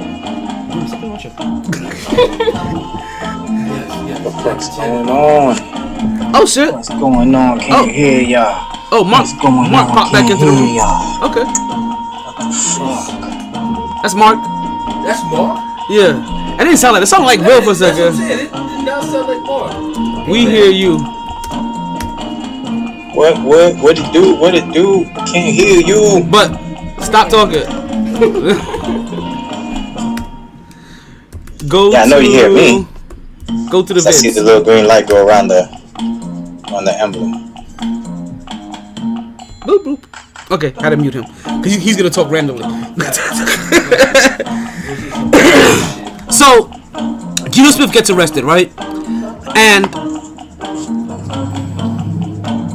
Geno Smith gets arrested, and I don't know if you guys, I don't know if you heard the story that as he gets arrested, the arresting officer at some point in time, right? Because you know they're trying to give him a field sobriety test, right? They didn't breathalyze him.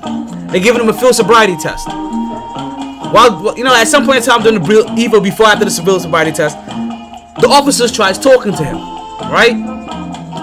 And do you hear what the officer said to him? Like, damn, this is a long night. You know, I really have a rough job. Right? So to me, that sounds like the officer's trying to spark up a conversation. Maybe the officer recognizes that I am bum ass Geno Smith, Mr. Butt Fumble 2.0. Maybe he recognizes me from all of my Miramar High School highlights. He was in Washington, I know. Right? Maybe, just maybe. So because you know, even when I'm drunk, I'm trying to think of, okay, how can I position whatever I am to get off? Like for me, it's my military background. You know what I mean? The fact that I donate to police officers, you know, shit like that. Cousin's police officer. Oh, he just got out the hospital finally since Thanksgiving. So, let me go ahead and. Anybody can be beat. No, nigga. It's my cousin got out the hospital. So you would think, right, that something in your head would click. Oh, this nigga's a fan. Let me see if I can fanboy him and either reduce what the fuck this is or get off. Let me ask you this. What is something that you would say to that police officer if you're trying to not get a ticket? After he said to you, damn, I really have a rough job. Well, something that you may follow that up with.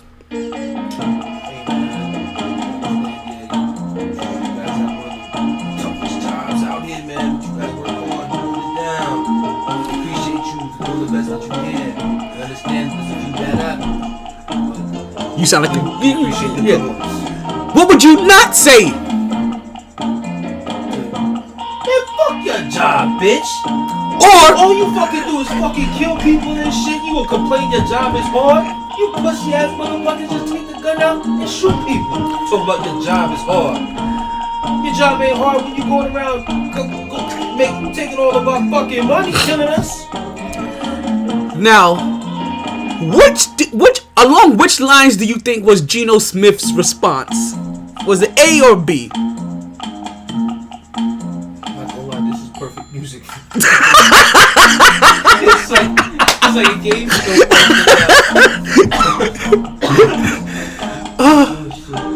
Geno Smith is if it's Geno Smith and the fact that the nigga still got booked because you said after saying the officer was kind of fanboying for a second, I'm definitely gonna lean towards, bitch, your job ain't that hard. All you do is fucking kill people who don't deserve to be killed. Geno Smith's words were, it's because you have a small dick.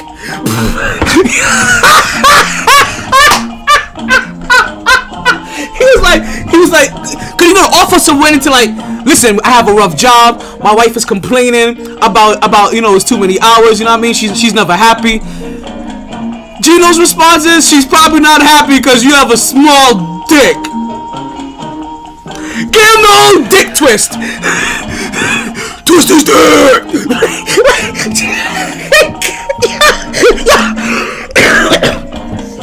why you get punched in the face by your teammates as a quarterback. Here's the thing. He's probably not wrong. Because if the shit was on point and fire and the sex was lit, she wouldn't complain. And pretty sure you try to numb it down. She wouldn't complain all the time. But if he was really putting it down, so yes, he's probably right. The problem is, there's a time and a place. And the time of the place should have been after you're out of handcuffs and you're sitting amongst friends and you be like, yeah, this little dick cop was being a fanboy, so I had to school him real quick. How you know his dick was little, my nigga? You know what I mean? Have people be able to tell that, I mean, like, joke about your story in that way. Instead, now they're like, really? You had to go talk about this nigga's dick? He over here talking about his family and how he's having a rough time, and you gonna say you got a small dick? Like, what the fuck? Gino! Like I said, you know, Oh no. if Mr. Gino, no. If Mr. Officer was fucking his lady right, it's on point, she would have shit to say. But especially when the hours, when that money coming. how you know that he wasn't even just making conversation? That's what I'm saying. That's what Gino fucked up. That's it. You're not wrong, but you damn sure wasn't right. You damn sure wasn't right. And that's why you end up getting locked up. Huh. Lucky you're a football player. So if DUI, they'll let you out. But you may not be back in this league. No. You may not be back in this league. But then again, they might end up needing it because Russell tried to. Yeah, and with COVID, yeah. Cause he's still on the roster. If COVID sticks around for a little while, he'll still be on the team. Now, as we switch gears, right, from our Florida man segment, let's get something a little bit more upbeat, right? Which is more something that we like and we hate, or dislike, I should say, or something that we love and we hate. It's something more of what we like to call our love to see and our hate to see it segment of the week. Love to see it segment of the week. Give me that shit. Love to see it. Love to see it. Love to see it. It's for the whole week. Mine is Clay. I don't even know. Well, Clay comes up in the next topic. That's not lighter side of sports. I got you though. He's a crossover. It's another crossover too. I don't even know. It's Clay for me. Now, there's been a couple of hate to see it moments, right? But you know what though? It's been weird, right? Because there's been a couple of hate to see it and love to see it. Hate to see it segment moment. Flores. And a lot of them are revolved around the firings. We love to see some firings we needed to see, some firings we didn't need to see. No. Right? Zimmerman in Minnesota. Get out. That I can understand. We had to see. Then again, maybe your so-called fake family members might have had something to do with that. Mm-hmm. You better check that cookout because your cousins is looking suspect. He's not invited to the family cookout for Mike Zimmerman. Now, Matt Nagy, love to see it. Oh, right. Love to see it. He needed to get out of there. Things weren't working too well. Vic Fangio in Denver. I don't really care. Now the one that we hated to see. You already mentioned that. BK Brian Flores out of Miami. We don't take up for Miami players often, Miami personnel often, but this was one of out of all of the firings that we saw for coaches, this is the one that stood out. This is bullshit. Like one of these things are not like the other. One of these things just ain't the same. One of these things is really fucking whack. One of these things you gotta tell me this is it because he's black?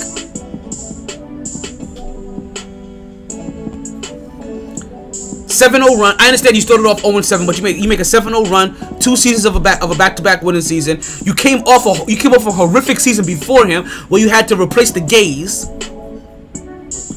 and he has turned this around from the gays. And trust me, it takes a lot to remove the stench of the gays. It smells like shit all the time.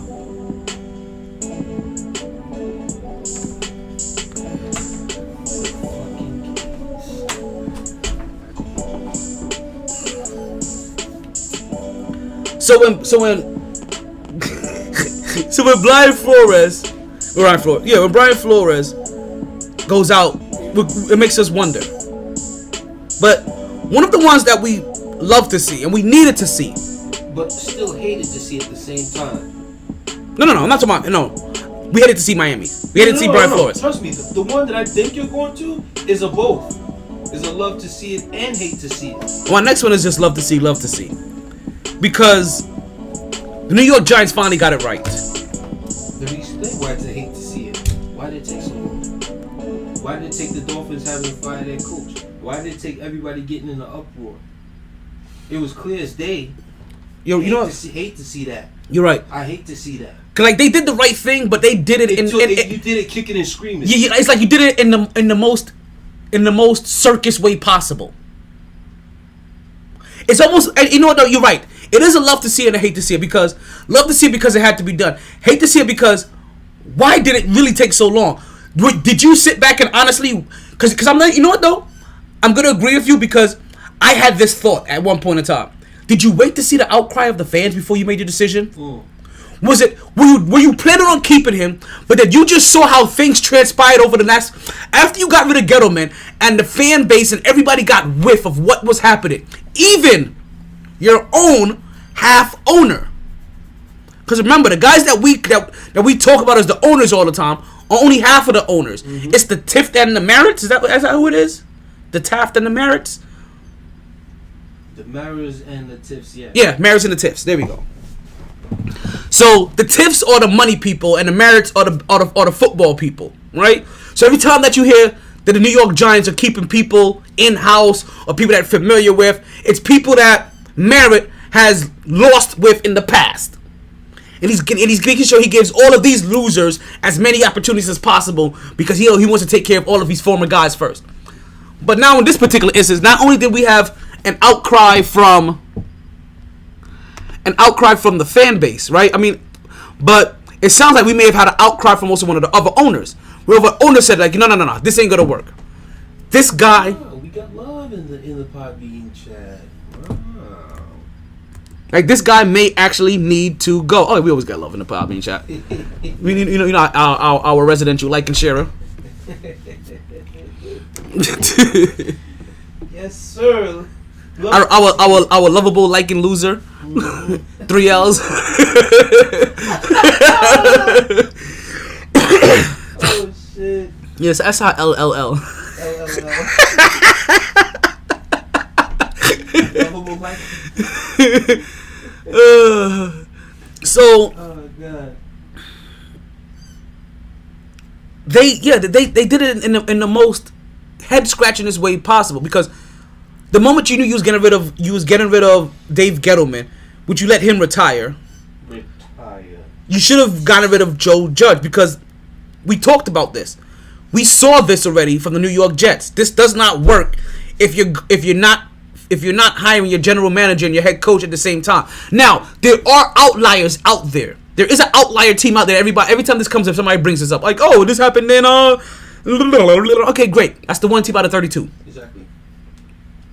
Everybody else, they do it in unison, because all you're doing is just, okay, you thought this coach was bad, you want to give him one more year, that 1 year goes shitty, now that guy's gonna get his own head coach in there, and now they're still off 1 year. And now you're 2 years behind instead of starting from ground zero. That's the reason why the Jets exactly did what they did. Like we've been talking about the Jets all this time about how they have neophytes everywhere. Because if you're a Knicks fan, you don't have rookies, you have neophytes, right? They have neophytes everywhere. They have a neophyte in the general manager position, a neophyte in the head coaching position, neophyte in the offensive coordinator position, neophyte in the quarterback position, neophytes fucking everywhere. But they did that because they had to hit a full reset. They tried this scattered shit, and it didn't work.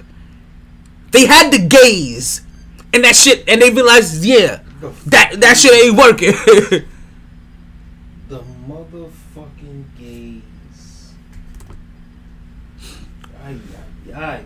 So they finally, they finally fired Joe Judge, but I feel that if there wasn't an outcry from the fan base, we would be having Joe Judge on draft day talking about how this is going to be the third time that this team is together. But like, remember what we said on Monday? We knew that he couldn't come back because we heard from enough insiders, enough people that are tied into the Jets locker room and that Giants locker room, basically that's tied into that building period, that came out and said he lost that locker room those last 2 weeks. And the people that he didn't lose in week 17, he lost in week 18 in the second quarter. Half of the team had their golf bags ready. The other half already had it waiting for them in their summer home.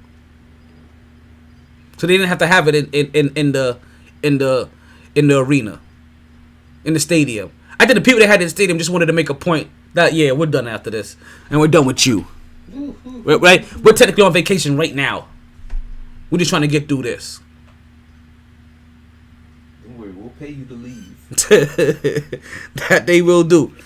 And as we said, that it was gonna be ridiculous that the only reason they were gonna plan they wanted to keep him was because they didn't want to be an organization that's paying 3 head coaches at the same time. So instead of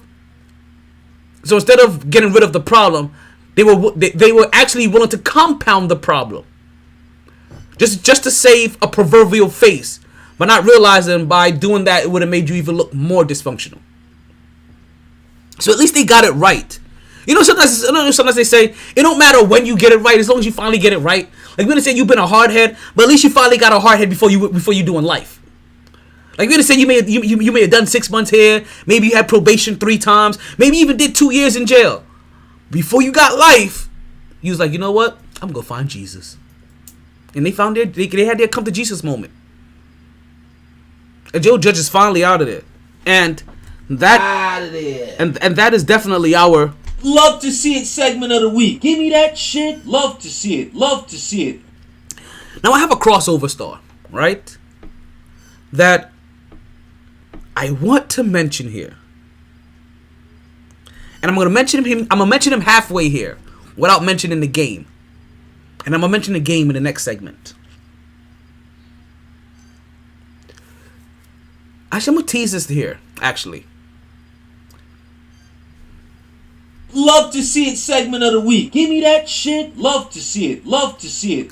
Zion Williamson was trending. Oh, I saw that. And we'll tell you why he was trending in our next segment. But before we get there, right, as we finish up our Love to See It segment, something that we do definitely love to see is action in the bedroom. And how can you guarantee yourself action in the bedroom? That's by giving yourself an order of Blue Chew, folks. How do you get, what is Blue Chew? Blue Chew that happens to be that little blue pill that can guarantee to give you back your thrill. All you got to do is open up a packet and head to the sack. Just a few chews before you do. This little blue pill has the same active ingredients as Viagra and Cialis. Those are both dick hard pill ingredients, people. Geno Smith over here talking about other men's dicks. But even if that guy had a Blue Chew problem or not. You're an asshole for that, Gino. But trust me when I tell you, after you chew this, she's gonna love how you come through like a champ, unlike Geno Smith when you Blue Chew in advance. And if you use this week's promo code of MFEH, that's motherfucking every hour. Or Mike every hour. Or Mike Foxtrot Echo Hotel. Right. I needs that morning before work. I needs that on lunch break. I needs that before bed. And maybe one other time at some point in the day. In the middle of the night too, when I wake up randomly at 3 o'clock. Facts. To go right back to sleep. Yes. Yes, I woke you up for that. No, you know what? See, and here's another thing. Women, us men, we want to be woken up out of our sleep for sex once in a while. True. You know what I'm saying? I'd love to be in a deep sleep and all of a sudden some woman is pulling my shorts down. Well, it depends. Yeah, because I've known. Let me open my eyes and see something. I will Jackie Chan your ass. I was saying I've known it. I've known an individual that got pregnant got their girlfriend pregnant before they were trying to get pregnant because of some shit like that. Speaking of pregnant, did you hear about Drake? 1 second. You know what? I'm glad you said that because that brings us to our very next segment, the lighter side of sports.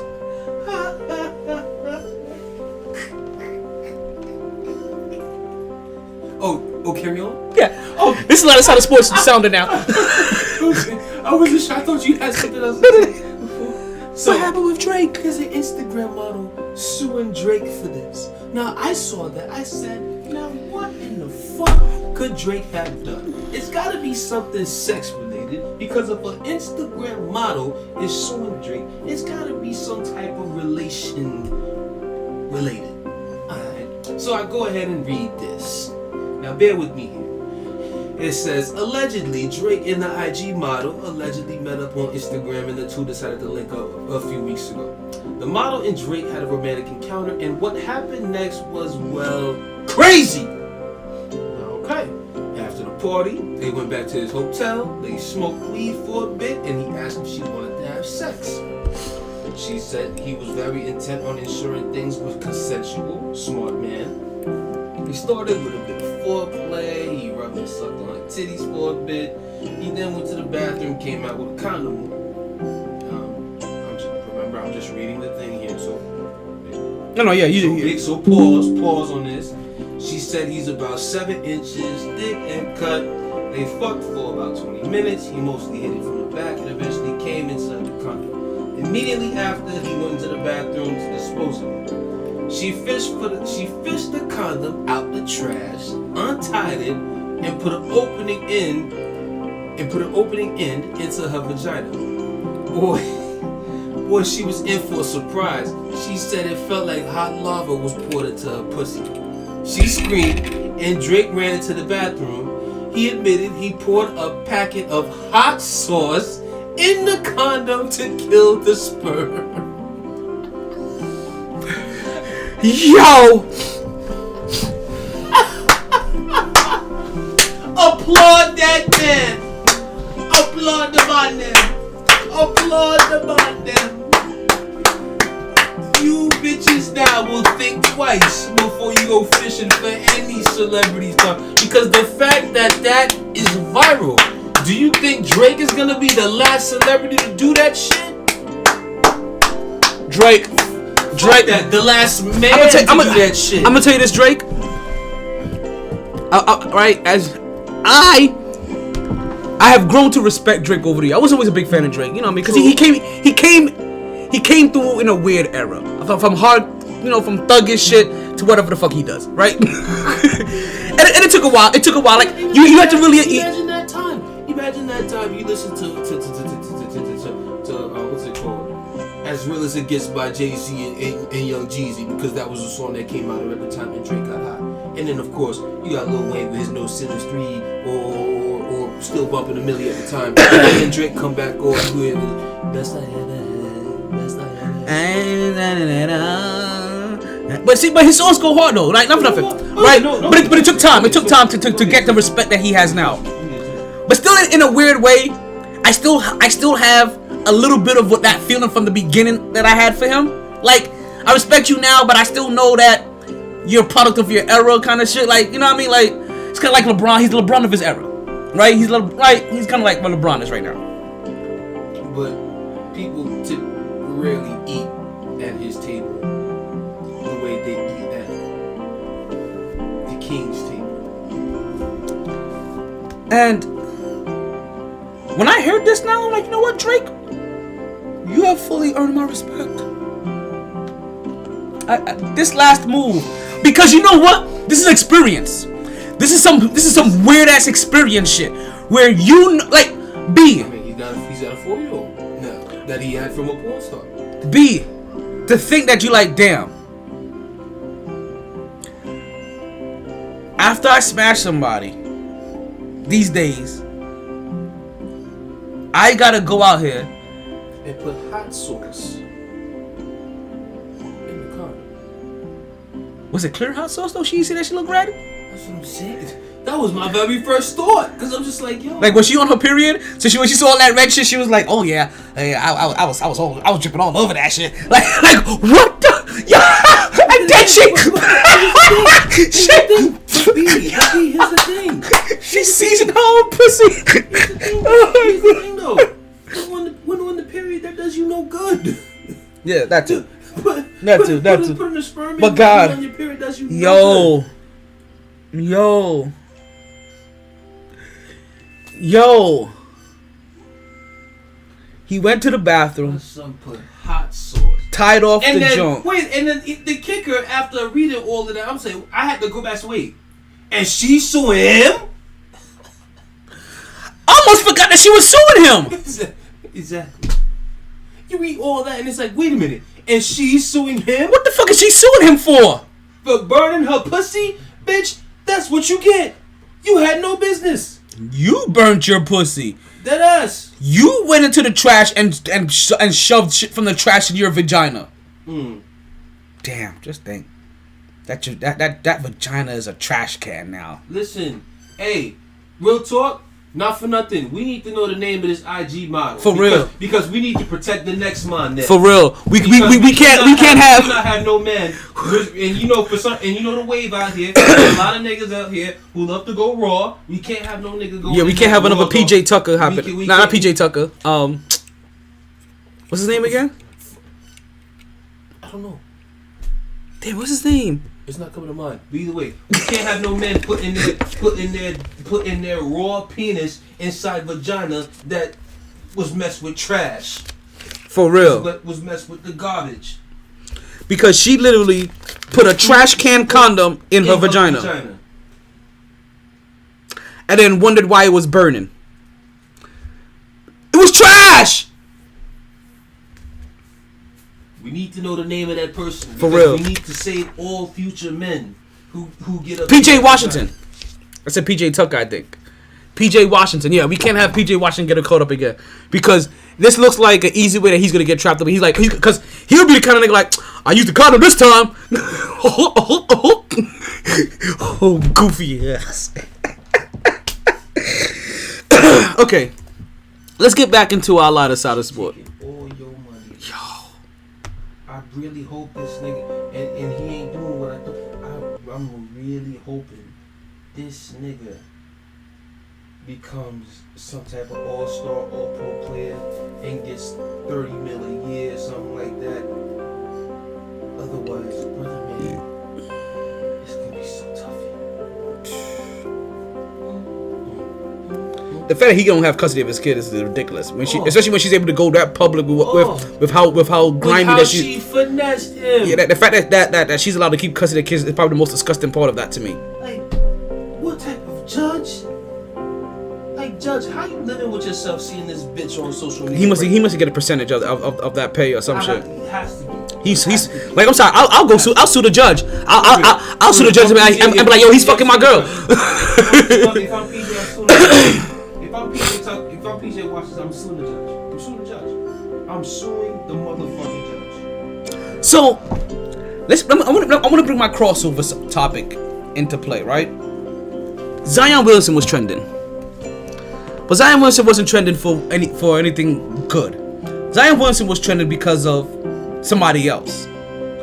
Now, let's pick this picture. You are a 3-time champion. Last year, you got bounced out of the first round, the play-in tournament, by a particular team. The very next year, you come in, you're one of, if not the best team in the league. And you get opportunity now to play that team that just bounced you out last year. You think you're going to have a lot of fight in you, don't you? You think you're going to come in there looking to bust some ass. You're not going to take this game off. You haven't taken any games off all year. I'm pretty sure this game had a little circle around it. For revenge. We're talking about the Golden State Warriors here. Versus the Memphis Grizzlies. Yes, folks. Ja Morant is not only making it into our lighter side of news for bringing Stephen Curry into this, he's also making it into our Love to See It segment into the week for bringing Zion into this. Ja Morant has been balling so hard that Zion Williamson is trending because people trying to figure out what the fuck is going on with Zion. And people over here talk about, I think we may have had the number 1 pick wrong. And if RJ Barrett keeps putting up 26 burgers like this, pretty soon they're gonna think that Zion Williamson should have been the 3rd pick in the draft.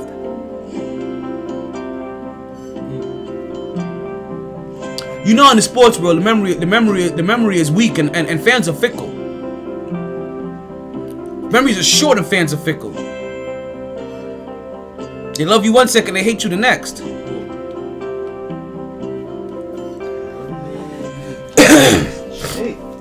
But jaw dropper Morant, oh my God,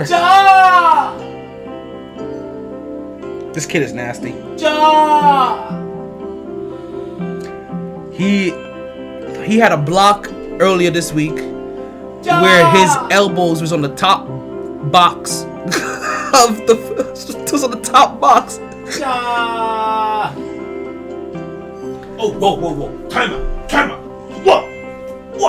What? His elbows were at the top of the box on a block.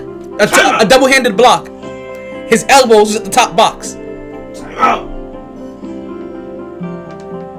If Ja Morant is not starting in the NBA All-Star game this year, then you niggas is fugazi. Because you don't know what you're watching. But you know what though? No, see, you know what's so bad? I feel you, but you know it's not gonna happen. Curry and Ja Morant, it can happen easily. Curry and Ja Morant, it could. Because it does not say point guards, shooting guards, small. It says guards and 3 forwards. Yeah, I really hope that game right there against Golden State helped sway a lot of voters. Cause that was on national television. National TV. And like I said, Golden State had a lot to play for in this game. Golden State is the best team in the league. They got bounced by Memphis. Now Memphis came into this game with a 9-game winning streak. They rounded it out against Golden State. Just like how they bounced them last year. And Golden State was damn near full strength this time around. Yeah.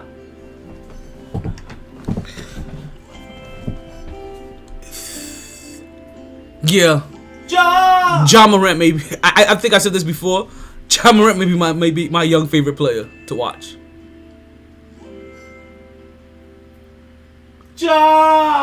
He reminds. It's like watching Allen Iverson mixed with Derrick Rose.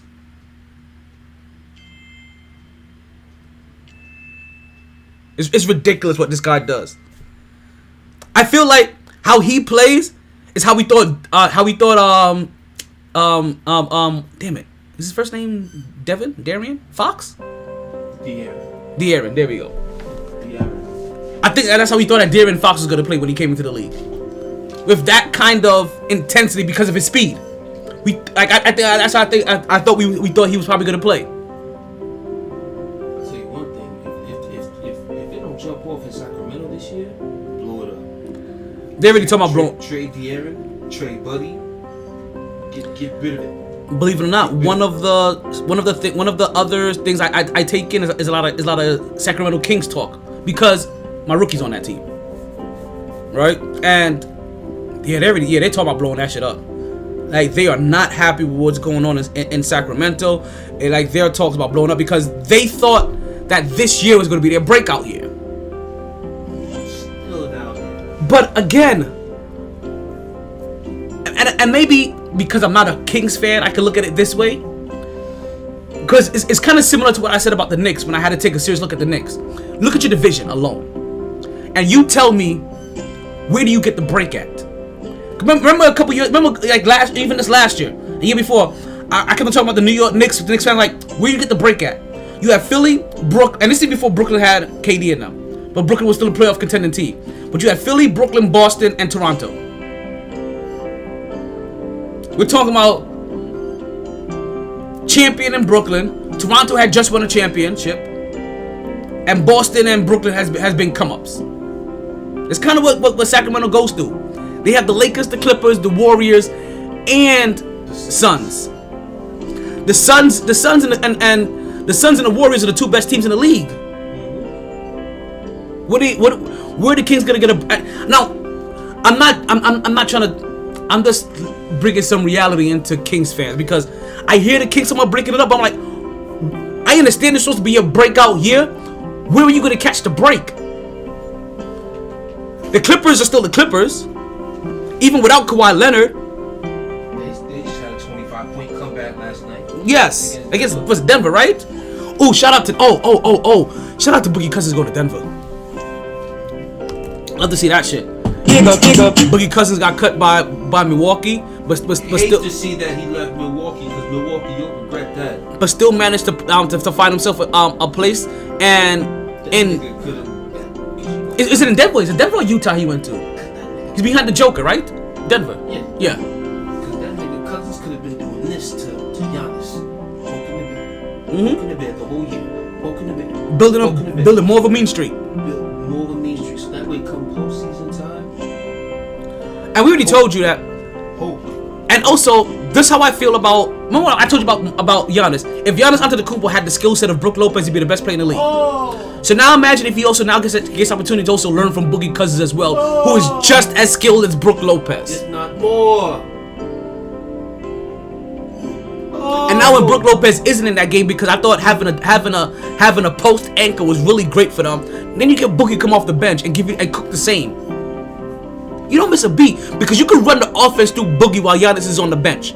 Just like how they were running the offense through Brook Lopez at times. You can run the offense through Boogie. But he's gonna go to Denver, and to me, that's crazy in Denver because if now when you're playing Denver, now I understand they just lost, like the Clippers just beat them. But now the first thought I had when you play Denver, where's your break on your big man? Because now when Joker isn't in there, you got Boogie Cousins coming in. And they can play similar roles. High post, low post, pass, finish, whatever you want. Simmer sword taker, give it to your way. They got that Wagyu beef.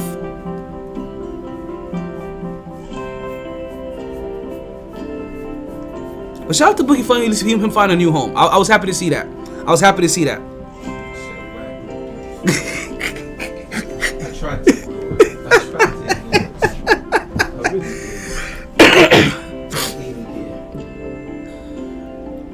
So Stephen Curry, he becomes trendy because Ja Morant just ends up being that dude. Now, not that dude is Ben Simmons, as his name keeps rotating around still for trade talks. But now, he is also joined by one of his other light-skinned contemporaries, Tobias Harris. As now the talks are, it may be Ben Simmons and Tobias Harris being packaged and traded away. Now, reality is, one team isn't taking on both salaries. So what this is now, there's a third team being involved here now. Kuzma summed it up perfectly in a tweet. Who the fuck do they think is gonna take on $80 million per year?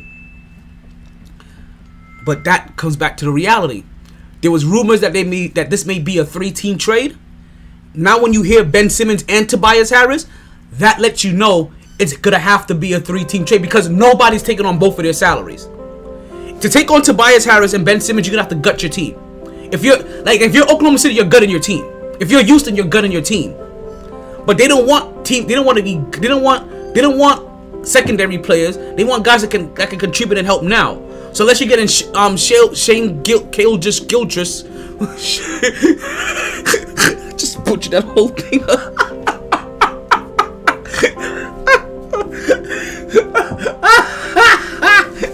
Chase Childress Gilchrist.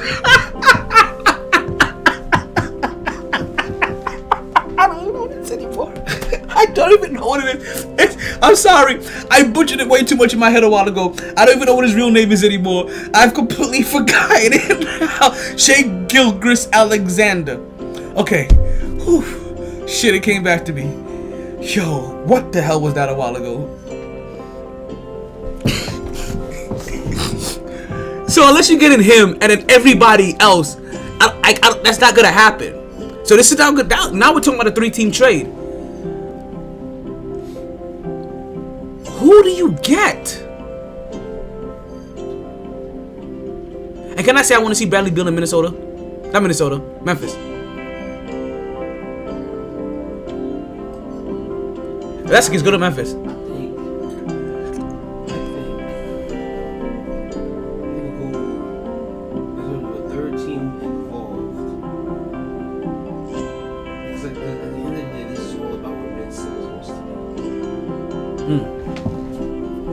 Talk that talk. If it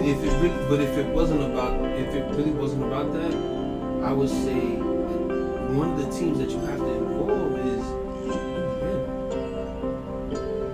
because if you look, because think of it this way, B.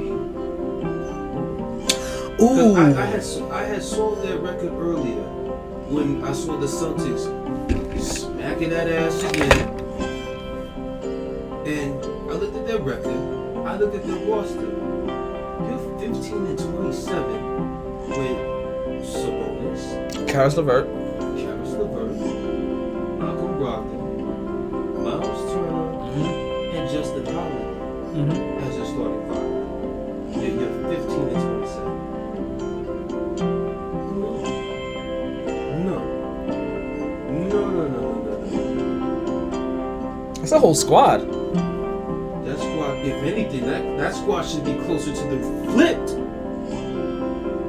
record of 27-15. It should be closer to that than closer to 15-27.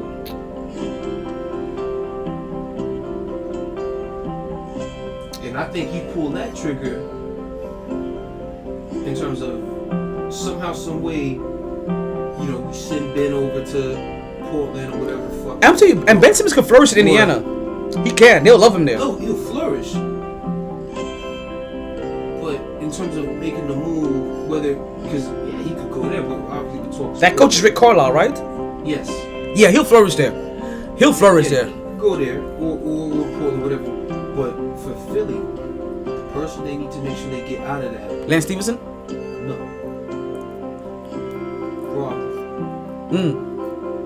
Brogdon. He's a name that's never talked about enough when they talk about the pieces that need to come out of Indianapolis. Can create his own shot, get to the basket. 50, 40, 90. Dribble, pass, and dribble, drive, and shoot, and pass.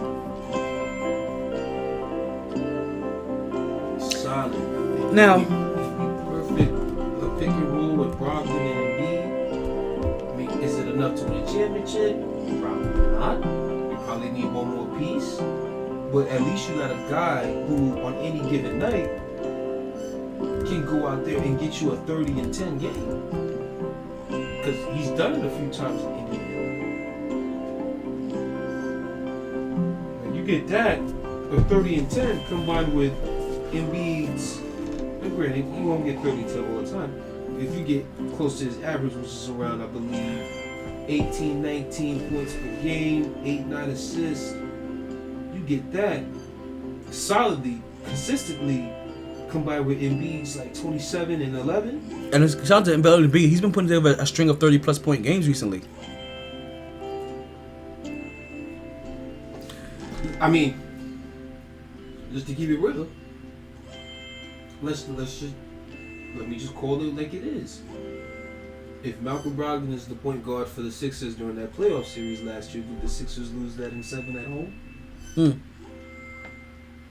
Now maybe where it might show up in terms of the value is the defensive side, but end of the day, I still saw the Hawks light them up. Game 1 for 130 something points in Philly. I saw a couple of them.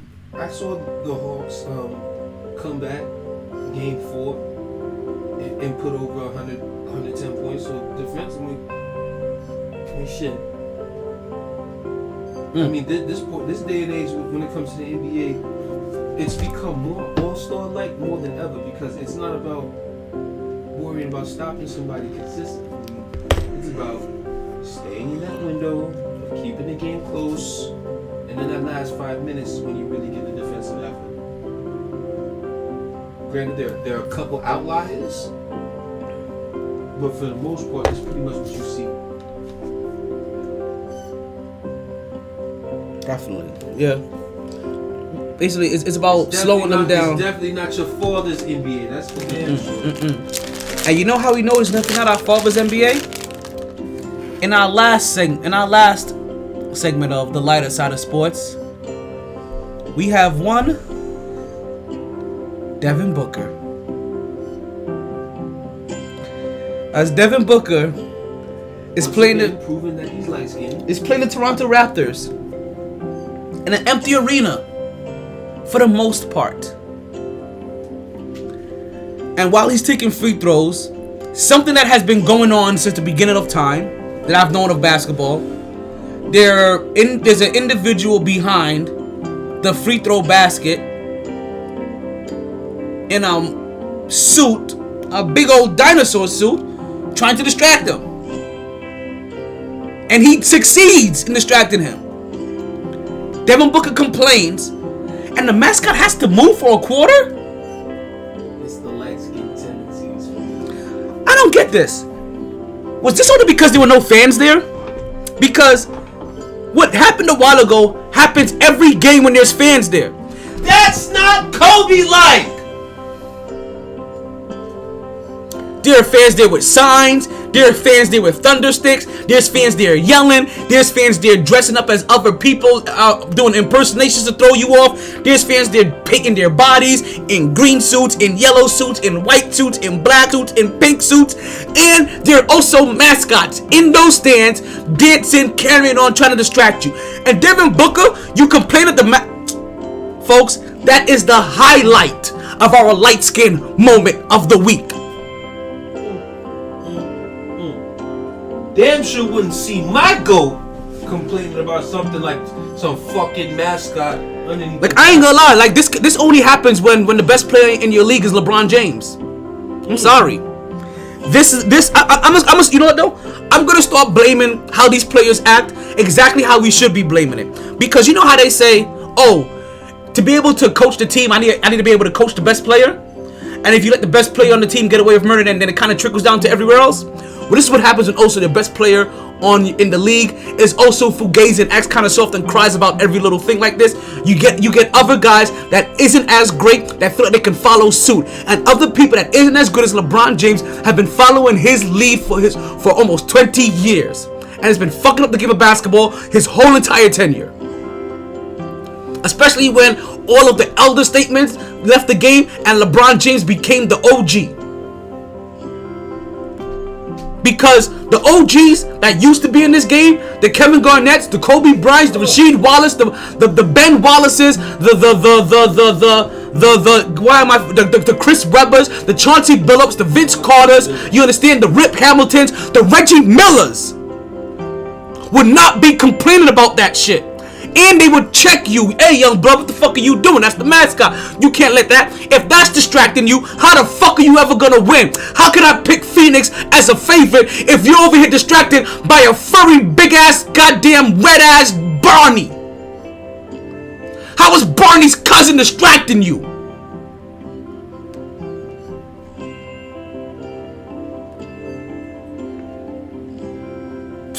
I'm telling you. That's my highlight of the day. It's the light skin tendencies for me. I heard that in my very first reaction. I said, and this is the people that motherfuckers had the nerve to debate me on back and forth about him being Kobe-like. Now let's go ahead and get into a couple of things, right? Let's switch it up to what may be the last segment of the day, right? I hope so. I'm gonna go to bed. Oh shit, it's 11:06, damn. And this is our go hard or go home segment of the day, right? Go ahead and drop that beat for me. Is that the tapered version? Okay, that is. Okay, that is. Okay. I had to make sure that was on the right value. I need something harder than that. Oh, just wait. Just wait. I picked this one for a reason. Yeah, this got to be the right one. I think it's the right one. Yeah. So we had ourselves a college football national championship game. Now if you caught the podcast on Monday, we were here watching that as it was ending. With one Benson Stidden Where did I have his name? I had his name written down somewhere. Benson Stidden, right? Yes. What's wrong now? Why is this? Hey, yo. His ass was really clapping a while ago. He had his ass clapping in some Dockers. Why is his ass clapping in Dickies?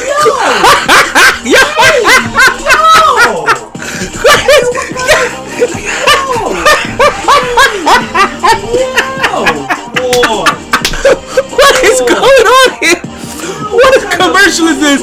Why was this dude's ass clapping in Dickies? Asses do not clap in Dickies. The only time your Dickies should be clapping, well, is only if you're in jail. But you know that's considered with the circumstance. Oh my God. So back to Alabama and Georgia. Oh my God. Now this game was not a game whatsoever. And folks, right here in this envelope, I have for you the winner of the national championship game.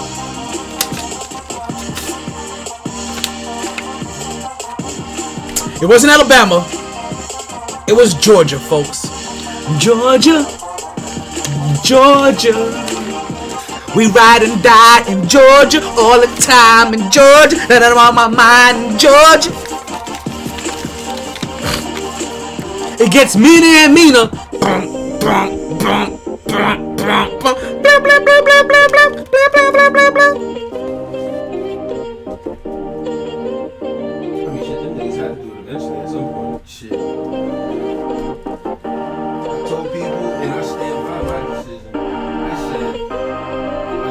Them niggas showed me I got no reason to pick.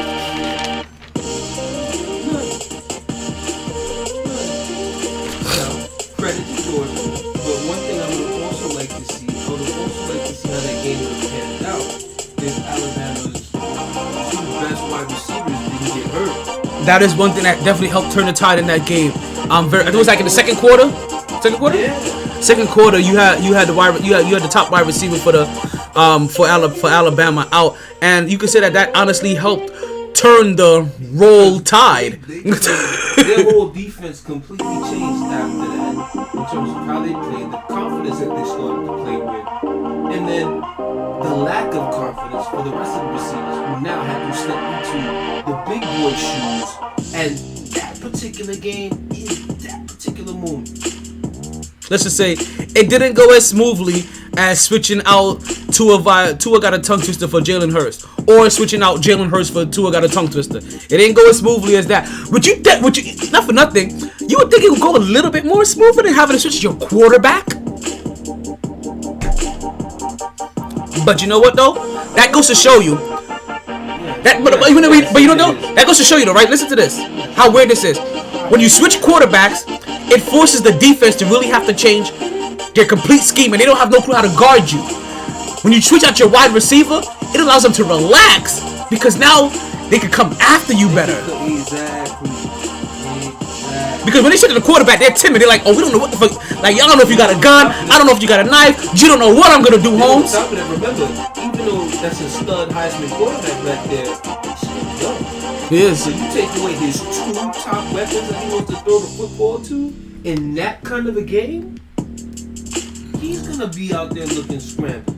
Nick Saban took the moment after the press conference to have a teachable moment, not only to give a little speech to his current players, but also to give a speech to all of the future recruits. That hey, I fucked up. This was a Jew. You guys did everything that you could to get me here, and you played your ass off.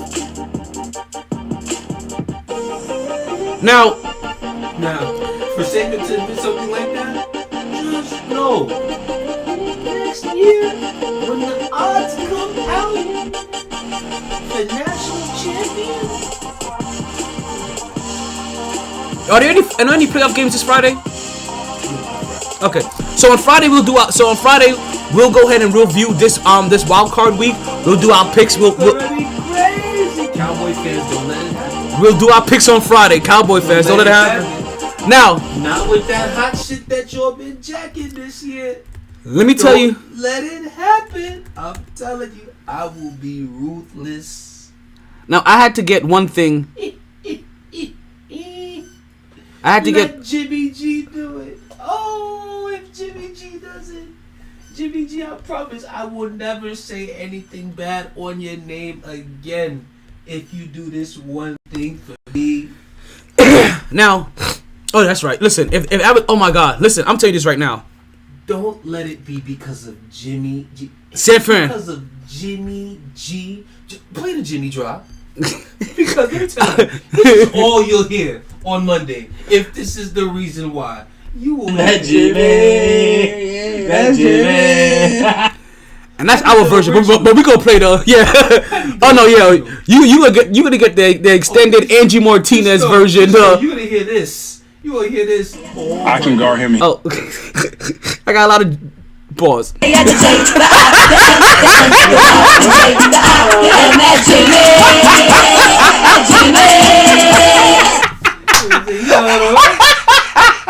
know, I had to say pause just for me. This like the thought popped, the word, the sentence finished in my head, and I was like, pause. I can't say you said out loud. But you know what though? For show purposes and because we're doing it for the show, I was about to say I have a lot of Jimmy here. I got Jim Mora. I got Jimmy Butler.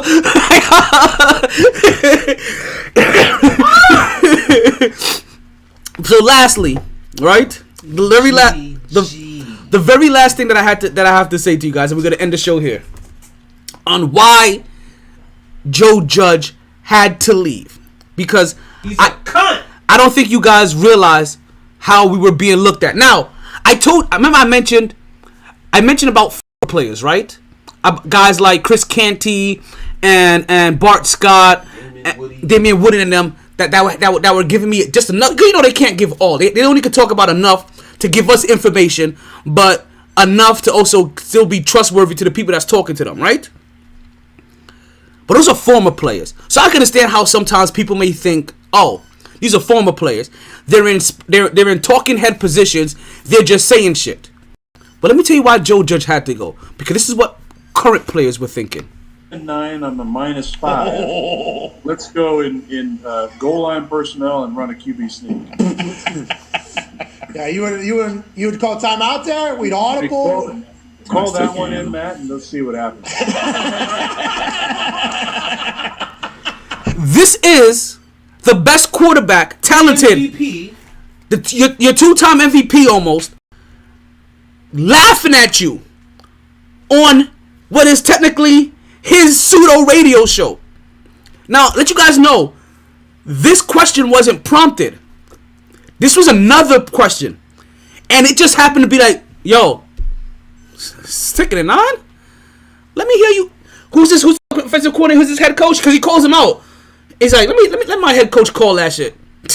He's laughing at him. What did Pat McAfee say? Well, you gonna call an audible there? Let him call that shit if he wants.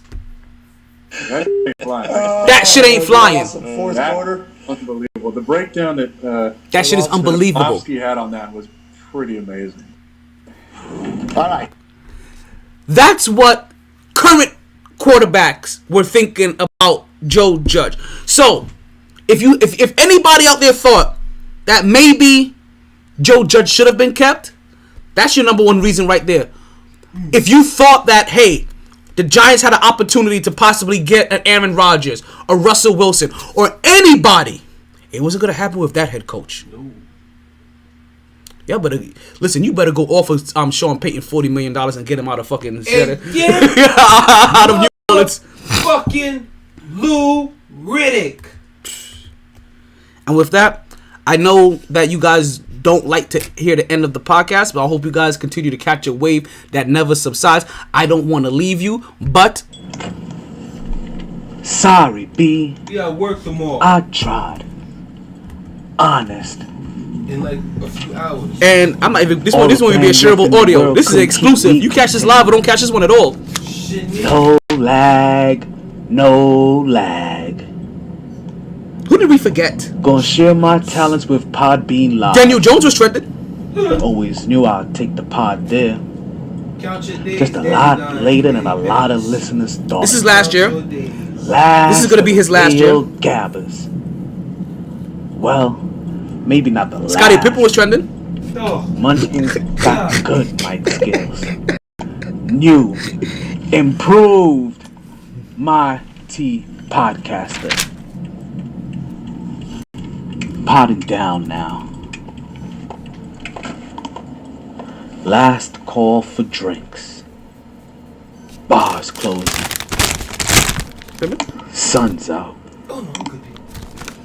Heard the casino got a buffet breakfast. Don't want to go far. Is this game 60-60? Wild night. Tired, B. Tired. MyT Sports. Yow! I had a weird feeling because Chicago been streaking.